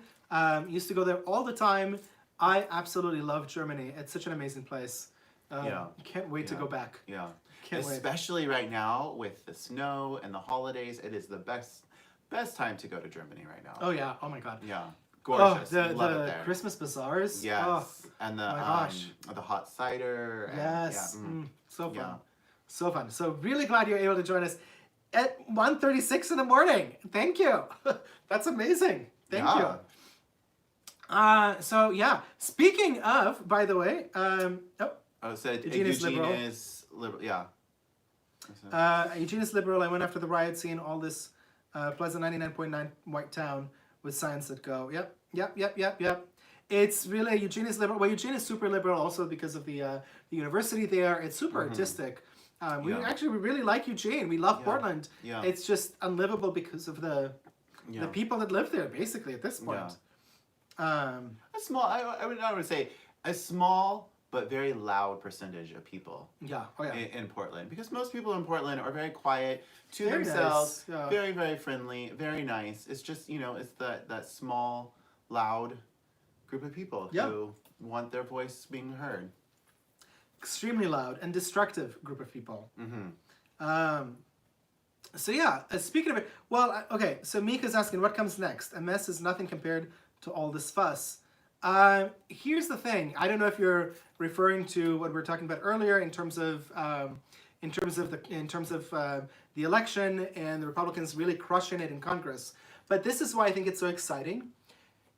I was really nervous the Democrats are going to do really well in the down ballots. The reason why I was really nervous is because if they were to do well, 2020 is the year of redistricting.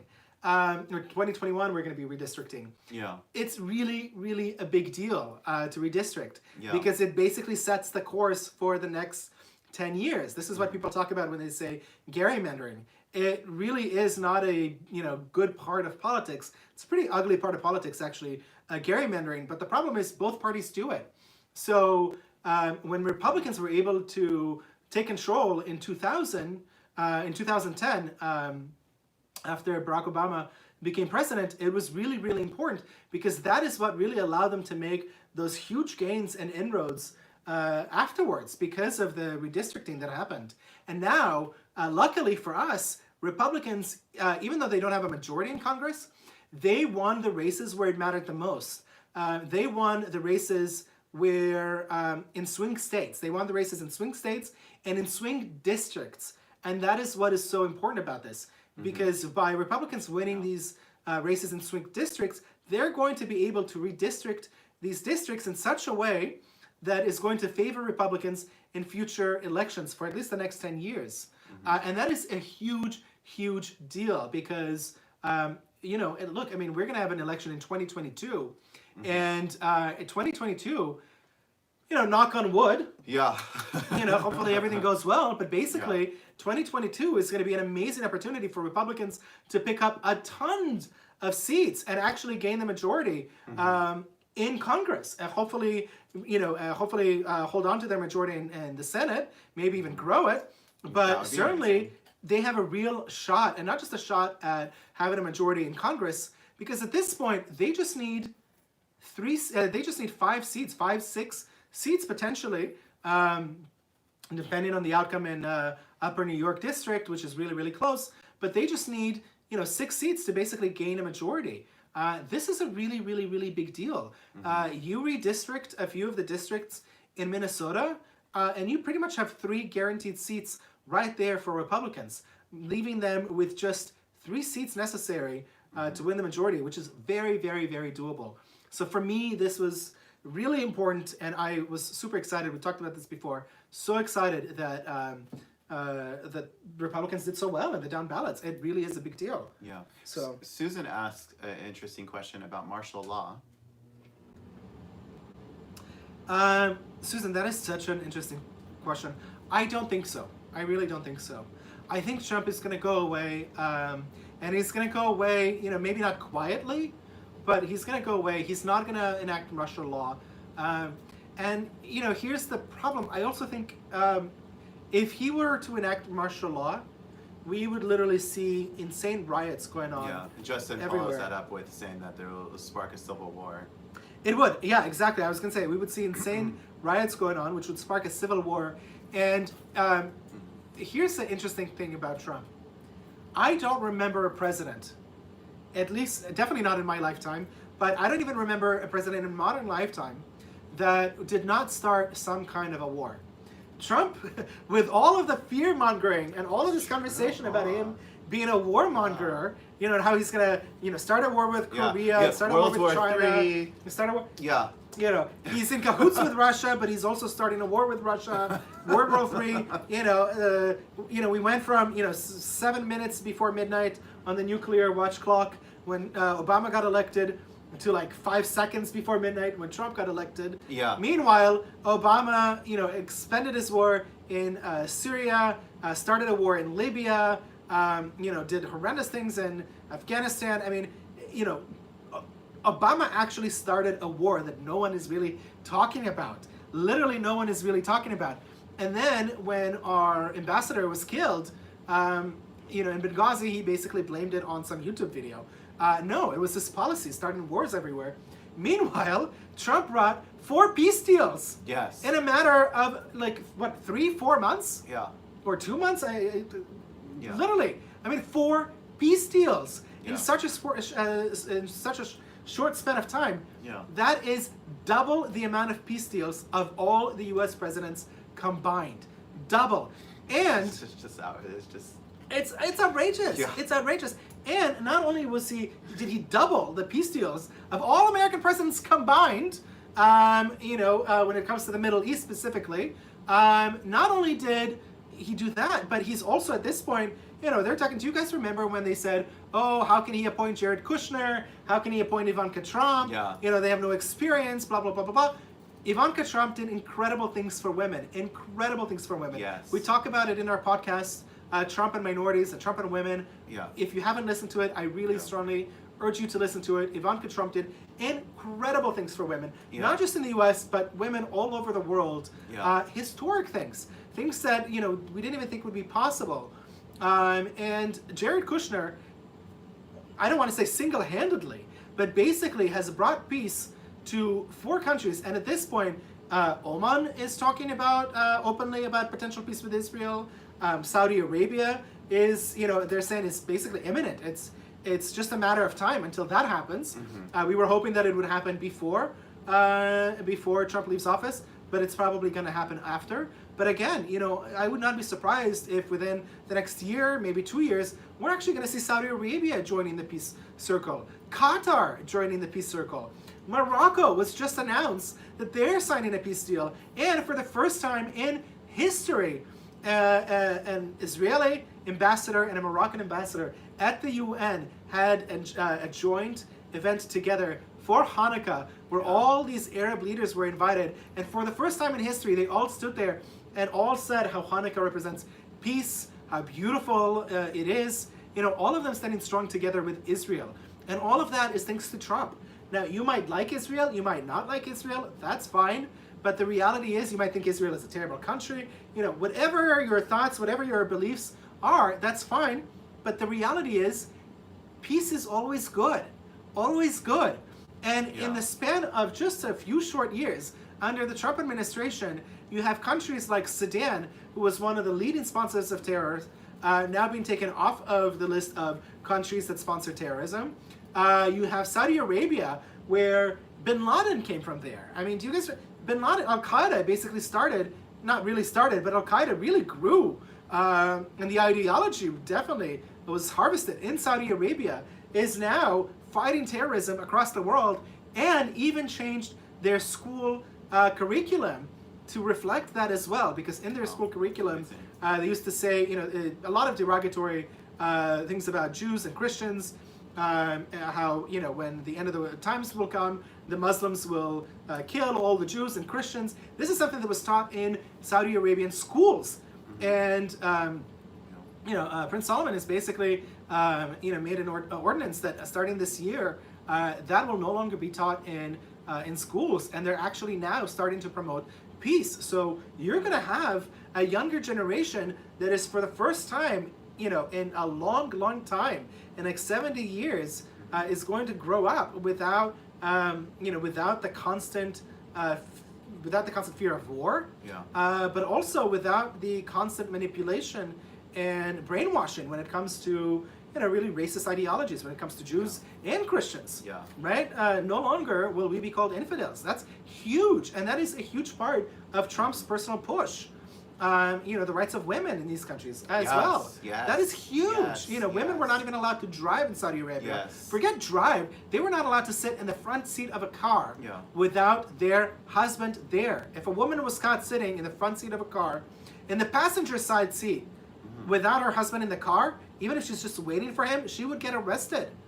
I mean, you know, it's crazy. And times have changed. Now they're driving. You know, women are being elected to office. I mean, the world is changing so much. And part of the reason why it's changed, it's because of Trump. This is what he talked about in the primaries. Remember, guys? In 2015, during the Republican primaries, he was saying how crazy all of this is, how he has his friends calling him from these, you know, Muslim countries and saying, listen, you guys are crazy. You know, and we want to make these reforms, but we're actually being held back. And when he came into office, he took all of the obstacles that these countries had towards implementing these reforms. And they have. And it saved millions of women across the world. Millions. So, I mean, it would just, oh gosh. Can you imagine 4 more years, how many more peace treaties and deals and, yeah, I mean, we are literally, what we're witnessing is not just a historic time. This is the beginning of a completely different era. You know, we've had over 100 years of constant wars, constant fights, and with, you know, this fear-mongering, war-mongering, you know, president who incites violence, is a racist and Islamophobe, homophobe, and you know, whatever else you want to throw at the wall. Within his short 4 years, he's literally transformed the world. These are not things that would have happened either. It would have happened no matter what. I mean, Netanyahu has been talking about it, you know, for over 20 years. How, you know, the sounds of peace are ringing. This is going to come. This is going to happen. You know, for over 20 years. But this would not have happened as soon as it did had it not been for Trump. And they all say it openly. They all say it openly. Now, after the election and before the election, they said Trump is the one that made it possible. And actually, a lot of countries are now worried about announcing new peace treaties with Israel because they don't know how the Biden administration is going to react to this, and what kind of, sanctions or what kind of trouble they're going to get into with the new American administration. So I mean, time will tell. I love what Miriam says. What did she say? Like you, I am too from Israel. I've always wanted to go to United Arab Emirates and thought it would never happen for me. I can't wait for the opportunity to finally visit. Right, me too. I wanted to go to the United Arab Emirates so very much. The opportunity to see Dubai, the Khalifa building, the tallest building in the world. I would also love to go to Qatar. I would really love to go to Oman. Morocco. I guess I could have gone. I could go, but now I would be welcomed there with open arms. And the people have wanted this peace too. These are not the peace deals that were forced, onto these countries like with Egypt and Jordan, where the people on the streets have been incited with so much violence and hatred towards Jews and Westerners in general that basically their leaders signed these peace deals that the public doesn't support. That's why the U.S. government is propping up these regimes, the dictatorship regimes, these monarchies so much, because the U.S. has literally bought Egypt off. Clinton bought Jordan off, and Carter bought Egypt off when they signed the peace deals, and we send them billions of dollars every year, really advanced weaponry. We prop them up, hold up their economy, because if they fall, the whole Middle East is going to be in shambles, because these peace deals are not worth anything because the public doesn't want it, whereas in these countries the public does want it, because the Trump administration actually did their homework and they laid the groundwork on the ground, where these countries have basically been talking about normalization pretty much from the moment Trump won the election. They've already been setting the ground for this normalization, allowing newspapers to write favorable articles about the U.S. and about Israel, changing curriculum in schools, talking differently in public about Jews, about Israel, about the U.S. And so it really set the stage for a warm peace, and now people are really excited. So, I can only hope that we'll be able to do the same thing one day with Iran and Lebanon. I mean, that would be incredible. And you see, it's really... That would be amazing. Wouldn't it be incredible? Yeah, that would be really amazing. I like, Justin, you brought up how Trump was on The Nanny. Yes, he was on so many. He was also at Home Alone, and they wanted to take him off. I think they did actually took him off. Oh, did they? Yeah, on Canadian TV, they took off his cameo of Home Alone. Yeah, it's outrageous. It's really outrageous. So crazy. It's just funny how much he was loved, respected. Yes. Before he ran for office. There's even rap songs about him. Yeah. So to me, it's just. It's really amazing, and it really shows how much of a patriot he was, because when he ran for office, he knew this was going to happen. He knew what his opinions are going to be. He knew how people are going to react to these opinions, and he still chose to do this. And there's reports that he's Excuse me, guys, just one moment.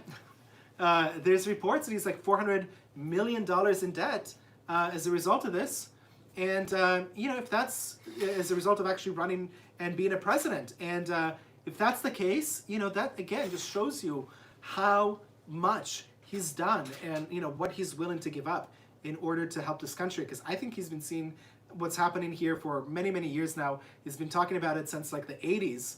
How America is going in the wrong direction, and I think he finally saw an opportunity and he took it.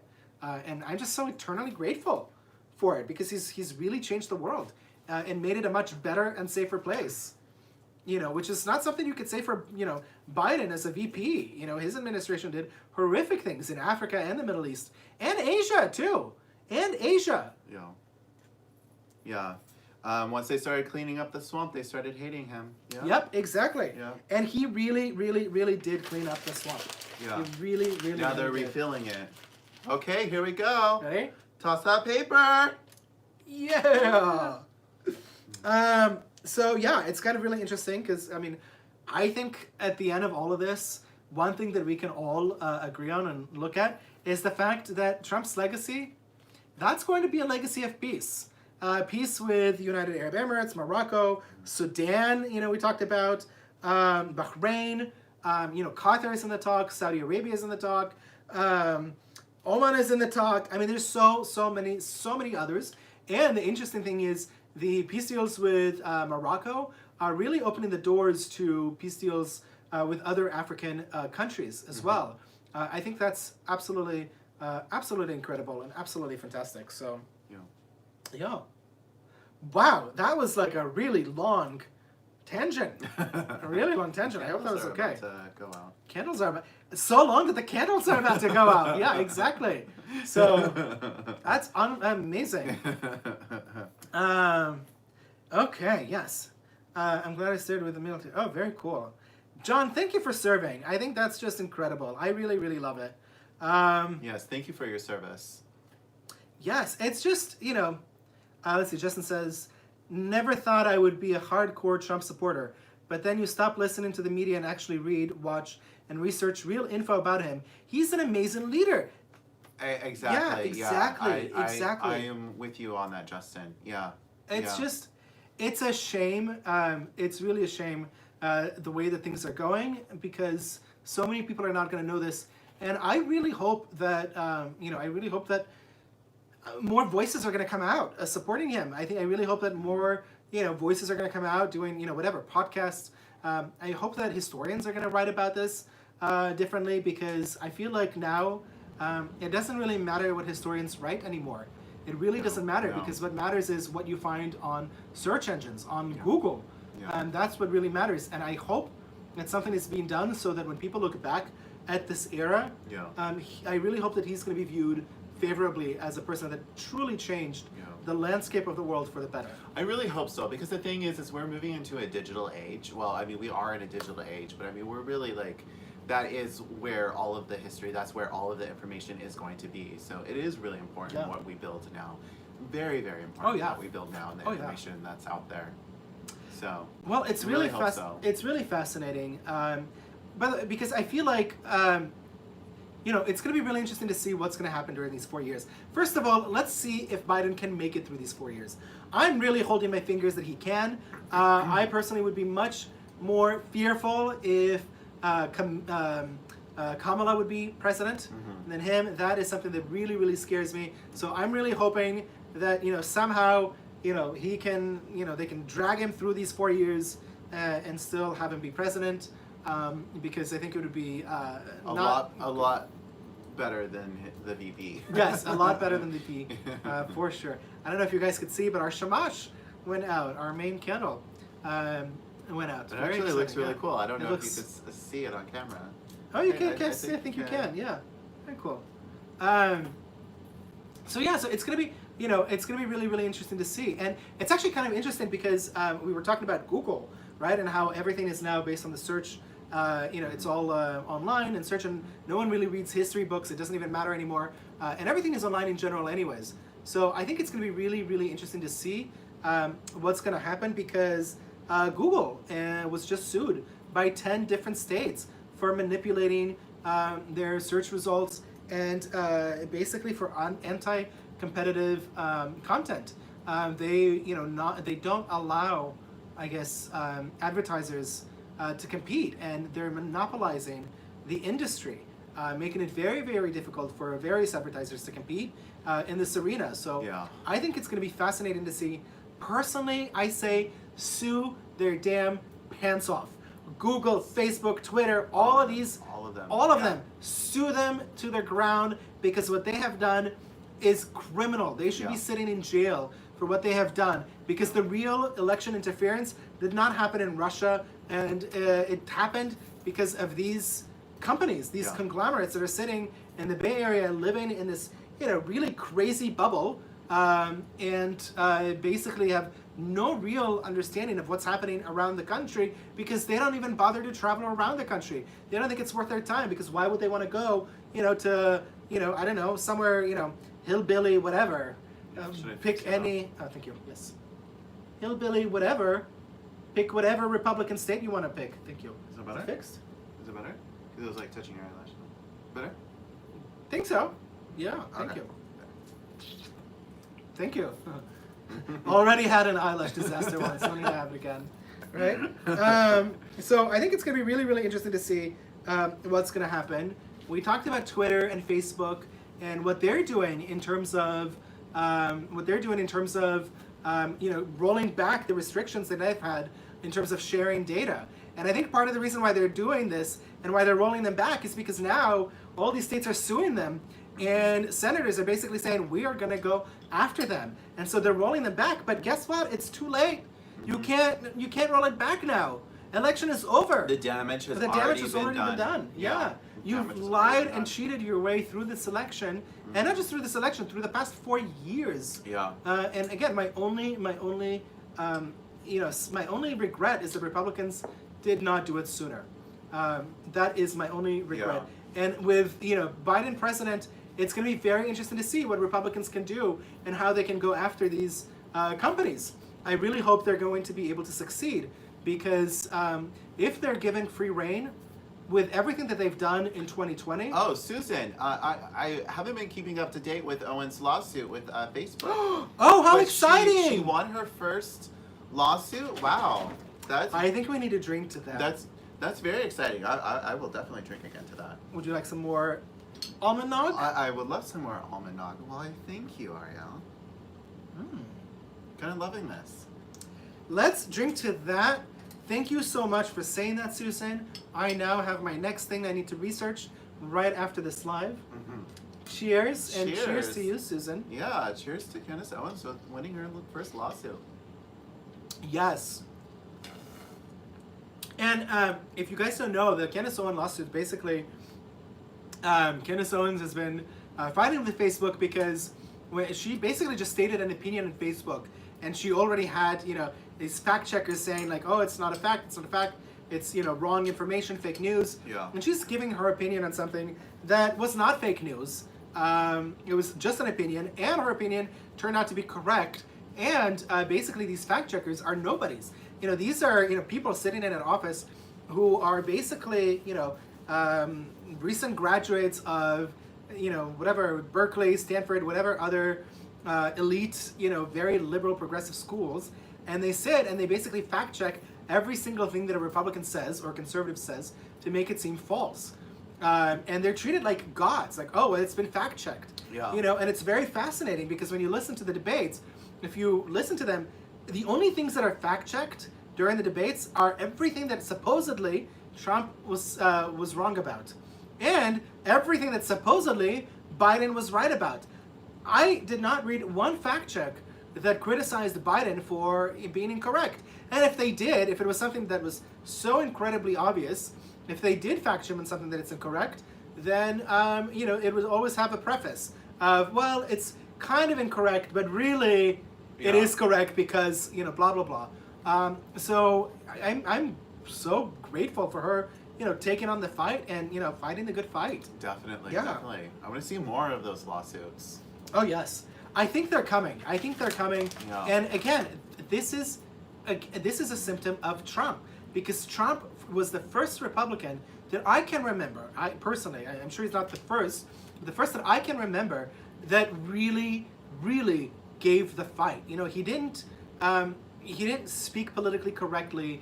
I remember during the debate when the whole conversation turned around Mitt Romney, when he was debating Obama, and they were talking about the binders full of women, and Mitt Romney did not have the guts, the cojones, to stand up and say, no, I actually, what I was doing is trying to benefit women, was trying to place women in higher positions, was trying to help women. He was so scared to touch on the subject because he was called a sexist. He wasn't willing to stand up for himself. Yeah. And I think that's why he lost. Yeah. Same thing with why Republicans have been losing minorities so much, because they're so scared of being called racist that they're just giving up. And what we've seen with Trump is he's really fighting, and he was not willing to take it sitting down. And a lot of these minorities basically listened, and that's why he's been able to have historic gains with all of these minorities. Literally all of the minorities, not just a minority, but all minorities. Yeah. From religious minorities to racial minorities, to sexual identification minorities. I mean, literally, he did incredible with these groups, and I think that is a new roadmap for Republicans on how to succeed with minorities. Because as it turns out, I think more and more white people are being shamed because of America's history, and they're basically being shamed for being white, and so they're turning towards the progressive movement so that they're not viewed as racist, and Republicans are losing the white vote and they have to gain the minority vote, and Trump showed them how to do this. And again, if it wasn't for the fraud coming from these media conglomerates, if it wasn't for what was happening with China, he would still be president thanks to his increases with these minorities. Ariel, you're teasing everybody with the paper. Toss it! Toss it! Yeah! Yes. Everybody was ready. Was it? Yeah. Yeah. It's really fun. So I love basketball. Today was a really big game between my favorite basketball team, Maccabi Tel Aviv, and Barcelona. And Barcelona is like the strongest team in Europe, or one of the strongest. Maccabi Tel Aviv is like my hometown basketball team that I watch and follow every single one of their games. And I feel like today, as a gift for the last day of Hanukkah, they actually won by 1 point. It was so exciting. So just tossing that paper really reminds me of that. And I am so happy. I am on cloud 9 today. Like literally, after a Zoom meeting, making the donuts, the sufganiyot, and of course finding out that Maccabi won the game literally an hour before we went live. Yes! Yes, yes, yes. So, just a little other thing. Speaking of foreign interference, what about Representative Swalwell's Chinese spy? That's crazy too. Yeah. Because none of that was talked about. And he ran for president. I mean, can you imagine if he actually would have received the nomination? Can you imagine if we had him sitting in the Oval Office, a person that was actually spied upon by the Chinese? And why is it that the Chinese always spy on Democrats? Why don't we hear about the Chinese spying on Republicans? Yeah. Why is it that Feinstein and Swalwell, why is it not only Democrats, but Democrats from very, very, very liberal states? Yeah. Why? Why is it that it's only them that this happens to? That's just one of the problems. Gas was just one of them. Yeah, it's a very good point, Justin. Yeah, it's just really, really crazy, and it really it just angers me. It angers me so much because Trump is the Russian puppet, but Hunter Biden receives millions of dollars from the wife of a Moscow mayor. Clearly something is going on there. Meanwhile, no one wants to report on it, and when they do report on it, they say that it's fake news. Joe Biden literally stood in front of the world, and not just the America, in front of the world, and said, never happened, never happened. It did happen. There's proof that it happened. And no one fact-checked. No one. Talk about the Chinese interference. Trump was screaming it out. He was saying there's interference. Yeah. No one was talking about this. Of course Swalwell, they knew about this, and now there's reports that the mainstream media knew about this, and they were told to not report about this before the election. And even now, they're not reporting about this. I think the New York Times finally reported about this last week. 2 years in the making, they're just reporting about this for the one small little article last week. It's just beyond frustrating. It's so frustrating. And I think, if we want to win in the future, and I don't mean win seats in the House and the Senate and the presidency, if we want to win as a country, conservatives have to smart up. And I think they have. I think Trump really, really encouraged them, and I think a lot of them really have smarted up. And I think, Parler is really, really great. Unfortunately, Parler is very similar to Twitter, and it just seems like for people who don't know, it's a social media app that's kind of like a wannabe Twitter. It's literally a copy of Twitter, which is why I think it's not doing as well, because there's nothing unique about it.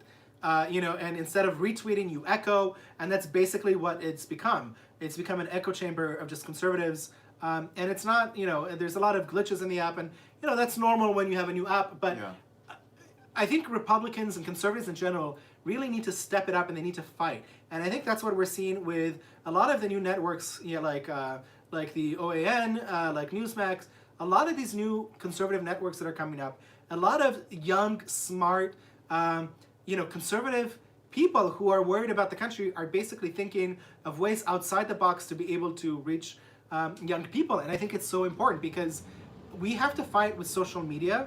We have to create our own social media so that we're able to create these platforms for people of all backgrounds to be able to express their opinions, but also not manipulate elections, not manipulate, historic proceedings that really will affect us for generations it takes away the to freedom. come. It takes away the freedom. Yeah. Literally, it takes away the freedom. And we have to be so careful about what we say on YouTube because we're constantly on fear that we're going to be. I think I'm pretty worried about this. I think today we're going to be punished. I will not be surprised if we're going to mysteriously lose a bunch of. Just because of the whole Biden thing. Yeah. But exactly. There you go. It is what it is. I think after. I mean, we've been doing this since 2018, and I think we've just come to peace with it. I think we've come to peace with it and just being like, you know what, it is what it is, and we're just going to keep doing what we're doing, and whatever happens, happens. Whatever happens, happens. And hopefully a lot of people, the lawsuits, and make things happen and change it. Yeah. Yeah. It's kind of cool too because what I'm realizing is there's there's a new generation of people who are speaking out, people who are creating. People were really upset with the walk away movement because they said, it didn't bring a lot of changes. It actually really did. It did a lot. 45% of the gay community, I think, voted for Trump. That's pretty big. I think we have. I think that was the last one. No, well, one more. Do we? One more. Oh, barely. So I think movements like the walk away, Blexit, Jexodus, all of these movements really make a difference. And I think the next generation of people is going to stand up and actually start creating platforms where we can be, the masters of our own future, basically. Turning Point USA. Turning Point USA. Really bringing in the young. Oh my goodness, I love Turning Point USA. Yeah. Yeah, the young college students. I think it's really important to start at a very young age. Their content is incredible, and I can only wish that when we were younger we had that at college. Oh yeah. I only wish, because their content is incredible and they're really going after people, and it's really smart because what's happening right now, there's so much pushback to any conservative thinking point or talking point. There's so much pushback, but it doesn't matter. It starts with these small little cracks. You change one opinion here, one opinion there, and even us, these. Ellen, sorry, I have to interrupt you. Ellen, yeah, I heard that he Brandon Struck is going to be a poll watcher in Georgia. Yes. January 5th. Yeah. Yes. I think that's very great, exciting. and I can't wait to hear what happens and his whole experience. Oh my goodness, John! Yes, please record it. I'm not sure what recording, but please record it, and yes, please send it to us. He is talking about this right here. Oh, I am planning on inviting all of these teens to range to teach them all some good shooting skills to protect themselves. They might get some looks showing up in their drag attire, but it may be fun. Oh my goodness, where is this going to happen? Yeah, I love. I want to go. Funny thing is, we actually wanted to make a YouTube video about us going to a shooting range in drag. Yes. Like full on drag, high heels, very short mini skirts, big hair. We really, I'm not a fan of guns at all. Yeah, we both are, but we definitely respect everybody's. The Second Amendment. Yes, everybody's right. And so we really wanted to make a video doing this, and then Chibi happened, and that of course changed quite a few things. So. Oh my goodness, tell us where it is. We want to go. Yeah. I want to be a part of it. That would be amazing. Please send it to us. We'd love to see it. Absolutely Absolutely, love to. John. Oh, our last candle went out. Yay. It's the end of Hanukkah. Actually, right now it's pretty much the end of Hanukkah. It's actually perfect timing. Yeah, that's what I was just about to say. It's sunset and last candle, so the end of Hanukkah. The end of Hanukkah. Festivities is officially over, and now Shabbat began. And Shabbat, yes. Shabbat is starting. So, okay, yeah. So while we talked about Feinstein, so many other Democrats that I would not be surprised that they're being spied on. And it's not just, my thinking is, I don't think that they're saying there's no wrongdoing, found by them, et cetera, et cetera. I don't think so. I'm sure there's wrongdoing. I just don't think they could go after them. How can you go after Feinstein when she's been in government for forever and a day, right? Like literally forever and a day. She's been in every single possible committee you could think of. Yeah. Swalwell was in the Intelligence Committee. Think of the secrets that he was privy to. Yeah. And think of the information that this supposed spy might have received as a result of it. Because that spy was basically, they actually had an intern that was infiltrated. What kind of documents did he have this intern working on? Of course, officially they're going to say, oh, no wrongdoing, it's not a big deal. Well, I don't think that's the case. And I think the reason why... Well, if the roles were reversed, it would be completely different. Of course.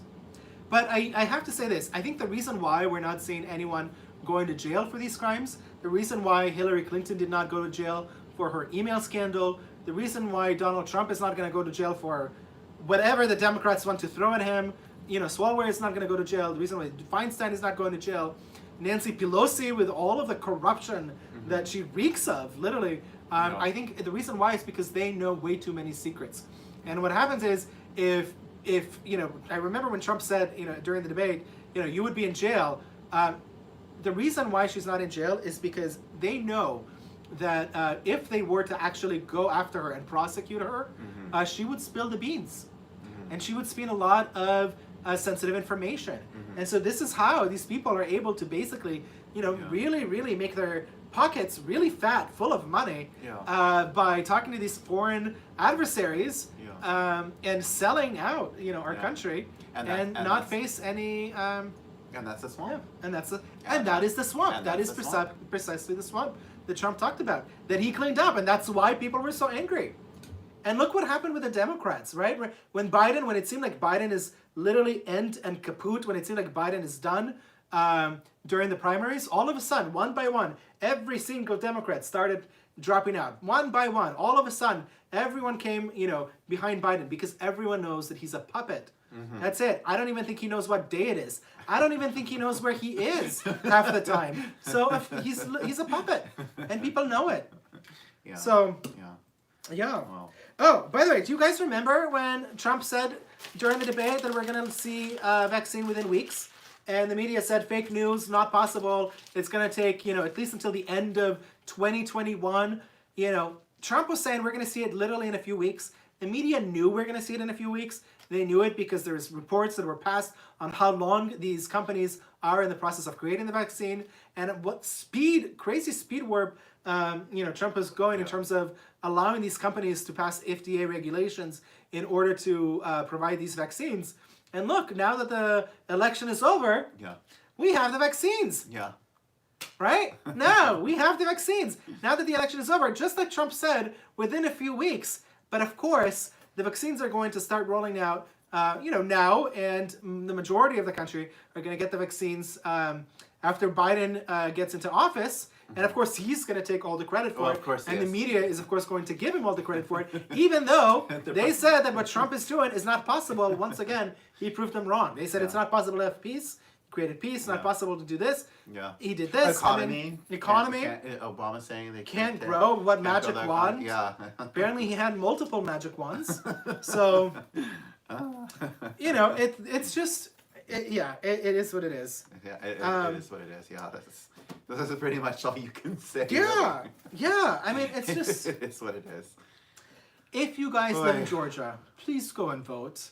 Yes. Please go and vote. It's so important because... Out of curiosity, do we have anybody here in Georgia? I know we have people literally all over the place and all over the world. I think normally we have people from Georgia. I don't think we have someone today.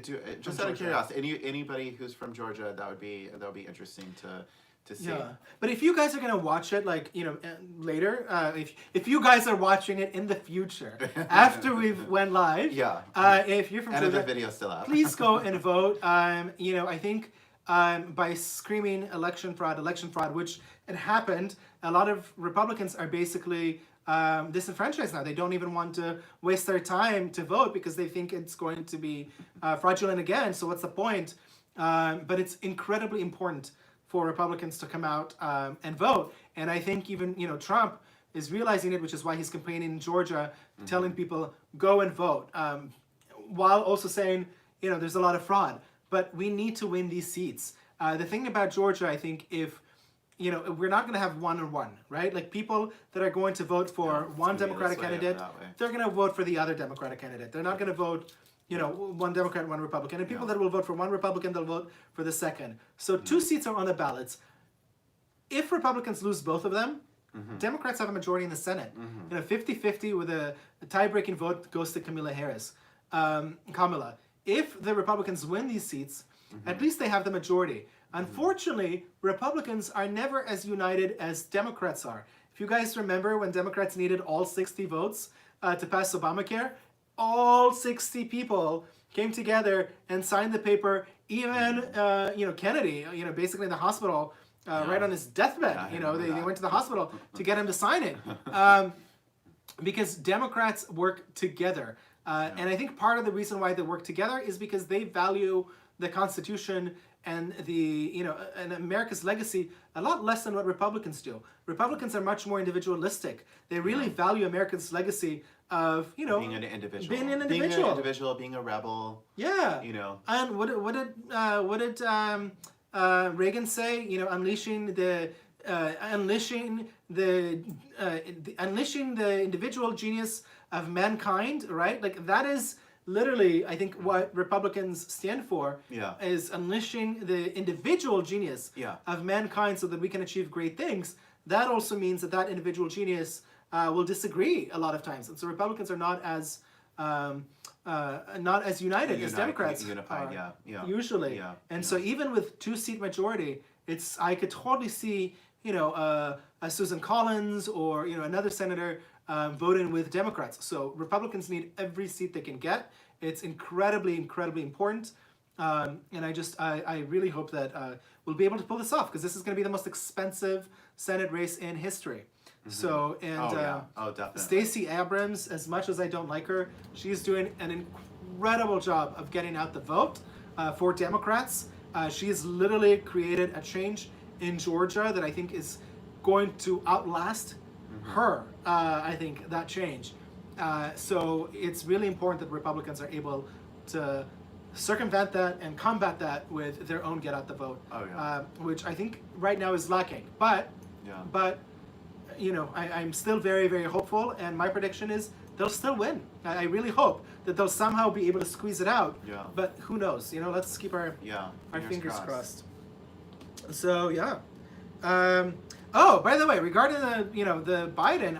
Thank you, Ed. I appreciate that.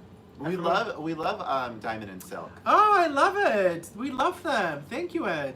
We really appreciate it. Thank you. Yeah. We love them. We've been, following them basically since they came out.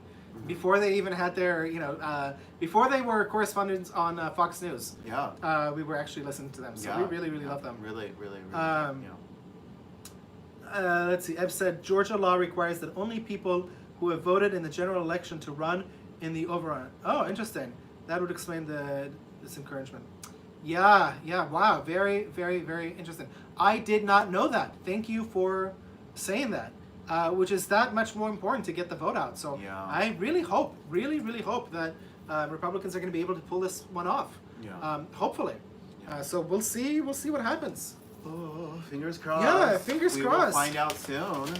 The other reason why this is so important for Republicans to win is because Republicans need to have the numbers in order to push the Biden administration to create a special counsel to investigate the Hunter Biden allegations.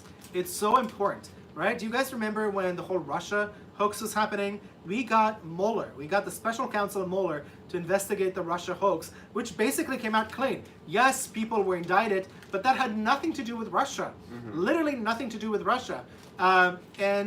Because this, special counsel, Trump basically had 4 years of torture, being tortured by this investigation. And I think Republicans now need to stand and shout from the rooftops if they have to. Do whatever they need to do to make sure that there's a special investigation following Hunter Biden's allegations, so that this follows Biden for the next 4 years. And I think that is going to really, really help Republicans in the midterms of 2020, of 2022. Again, if media conglomerates actually report on it. So we'll see. I could totally see Hunter Biden being prosecuted, even, go as far as go to jail, and the media is like, no, fake news, never happened. Didn't happen. He's at a resort, at a retreat, resting. Okay, are we ready? Are you ready? One, that's the last two, one for today. Three, last one for the day. Yeah. Love it. Love, love, love it. Oh my god. Tim said, I feel like a puppy waiting for the toss. Sometimes I feel like a puppy tossing it. I really enjoy it. It's really fun. It's again, I think Ed was the one that was screaming toss it the first time. Yeah. So Ed, you are responsible for our Zoom. Yeah. You're responsible for the tossing. I think it was you. So that's pretty awesome. Pretty special. So yeah. Thank you, thank Ed. you. Yeah. Whoa.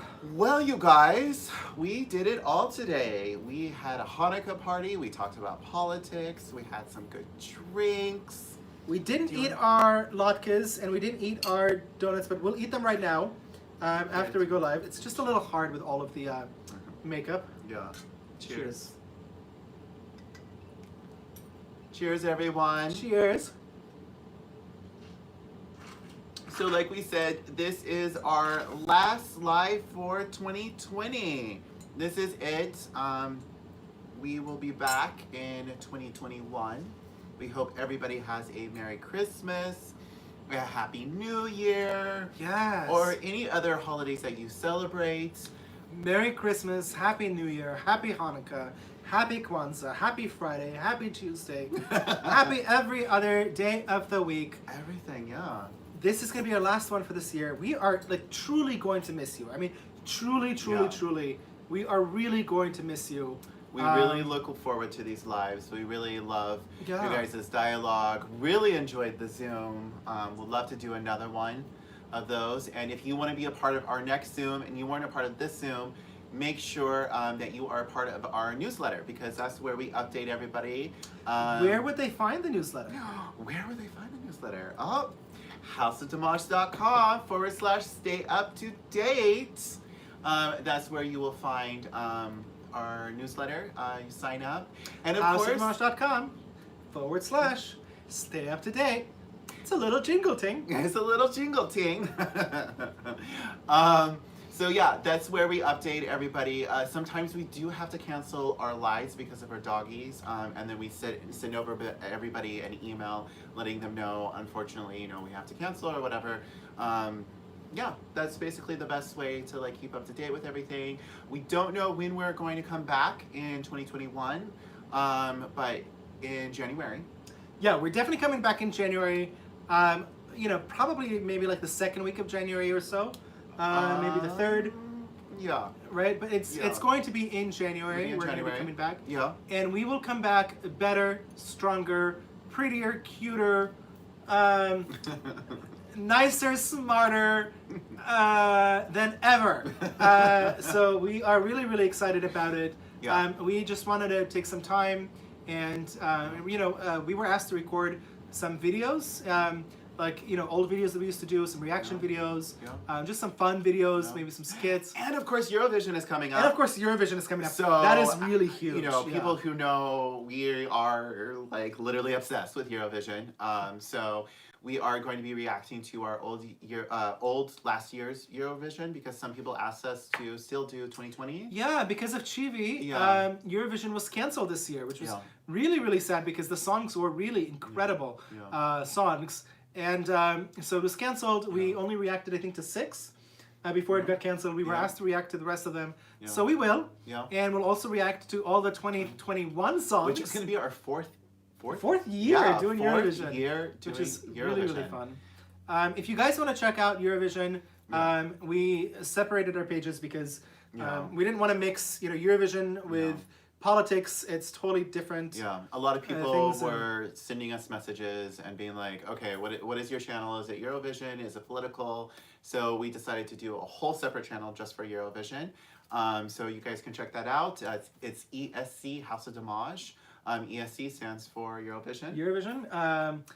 Eurovision Song Contest. There we go. Eurovision Song Contest. ESC. Yes. Yeah. House of DMaaj, also on YouTube. So. Yeah. Oh, and then also too, on my Zane channel, I am going to be coming out with videos starting in 2021. I will be coming out with videos every Wednesday. So fingers crossed I'll be able to do that and come out with new videos. And they will not be political. They're just going to be fun videos.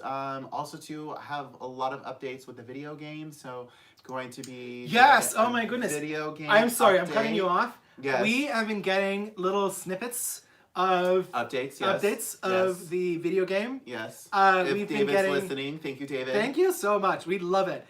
We have been getting like, little like promo videos, Yeah. kind of the beginning. We saw Yeah. Zane's avatar. It is so amazing. Yeah. I can't wait for people to see it. Yeah, 'cause there's it's- going to be a test run video game coming Yeah. out soon, so I'm so it's excited so about fun. that. It's really crazy that this is even happening because I mean, Yeah. again, we're nobodies. So Yeah, I the know. fact that this is happening is just incredibly Yeah, exciting.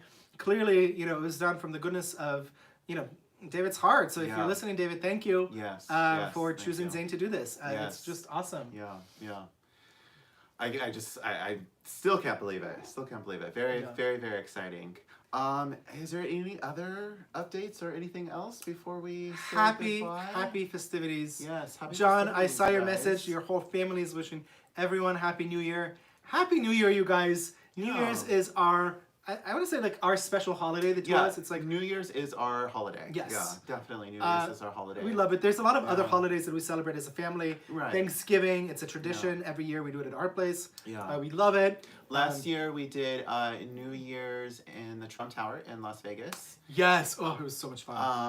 I So much fun. actually did a video on my channel talking about that. Yeah. But this year with the situation, not This year with the so situation, much. not so much. Yeah. We were going to go away, but actually, our friends have invited us over, so we'll do like a A little quiet, small, intimate. intimate, just our friends. Yeah. Their 2 children, Yeah. their 2 fur babies, Yeah. our 2 fur babies, and us.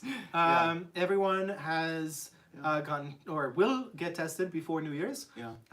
for HIV, just because they have grandparents who see their grandchildren very often, Yeah. and they have to be really careful. So they asked us to It's always get tested, better to so be we safe will. than sorry. And we're actually really looking forward to it. Yeah. It's gonna be really, really fun. So Okay. thank you guys. I don't want to end this. I know. I'm having a hard time saying goodbye. John, you and your family, we wish you the best. We saw Yes. that your whole family is watching. It's just, I love it. I love that this is like a family event. It's really special. It really, really is. And I really hope that one day we love to travel the U.S. We road trip all the time. Yeah. So I don't know. I really hope that eventually at some point we'll be able to. Well, Ed said he'll do meet us in something. Vegas when this whole hula is over. Done, Ed. Done. We love Vegas. That's a yeah. perfect kind of meeting point there. We're not Yeah. even big gamblers. It's really funny. No, we just like Yeah. walking around and We don't drink. We'll play the slots Yeah. like a little bit, maybe like $10. yeah. We're not big gamblers. We just love the atmosphere and the Yeah. vibe, and Yeah. there's a lot of like great culinary experiences, and just Yeah. it's fun. So we would love to see you there. Yeah. Okay, you guys. Well, goodbye. We will see you in 2021. Oh, and Justin's saying never been to Vegas. All right, House of DMaaj, Vegas Vegas road trip trip. / meetup. Everyone will go to Vegas. Yeah. Eventually in 2021, we'll choose a date Yeah. that everyone can make. We'll get that And we'll- castle. There we go. I love it. For people in the Zoom Yes. now. Okay, you Ellen guys. Collins, Rosé. Bye. Bye. Shabbat Shabbat shalom. shalom. Happy New Year's. Thank you for being with us this year. We love you.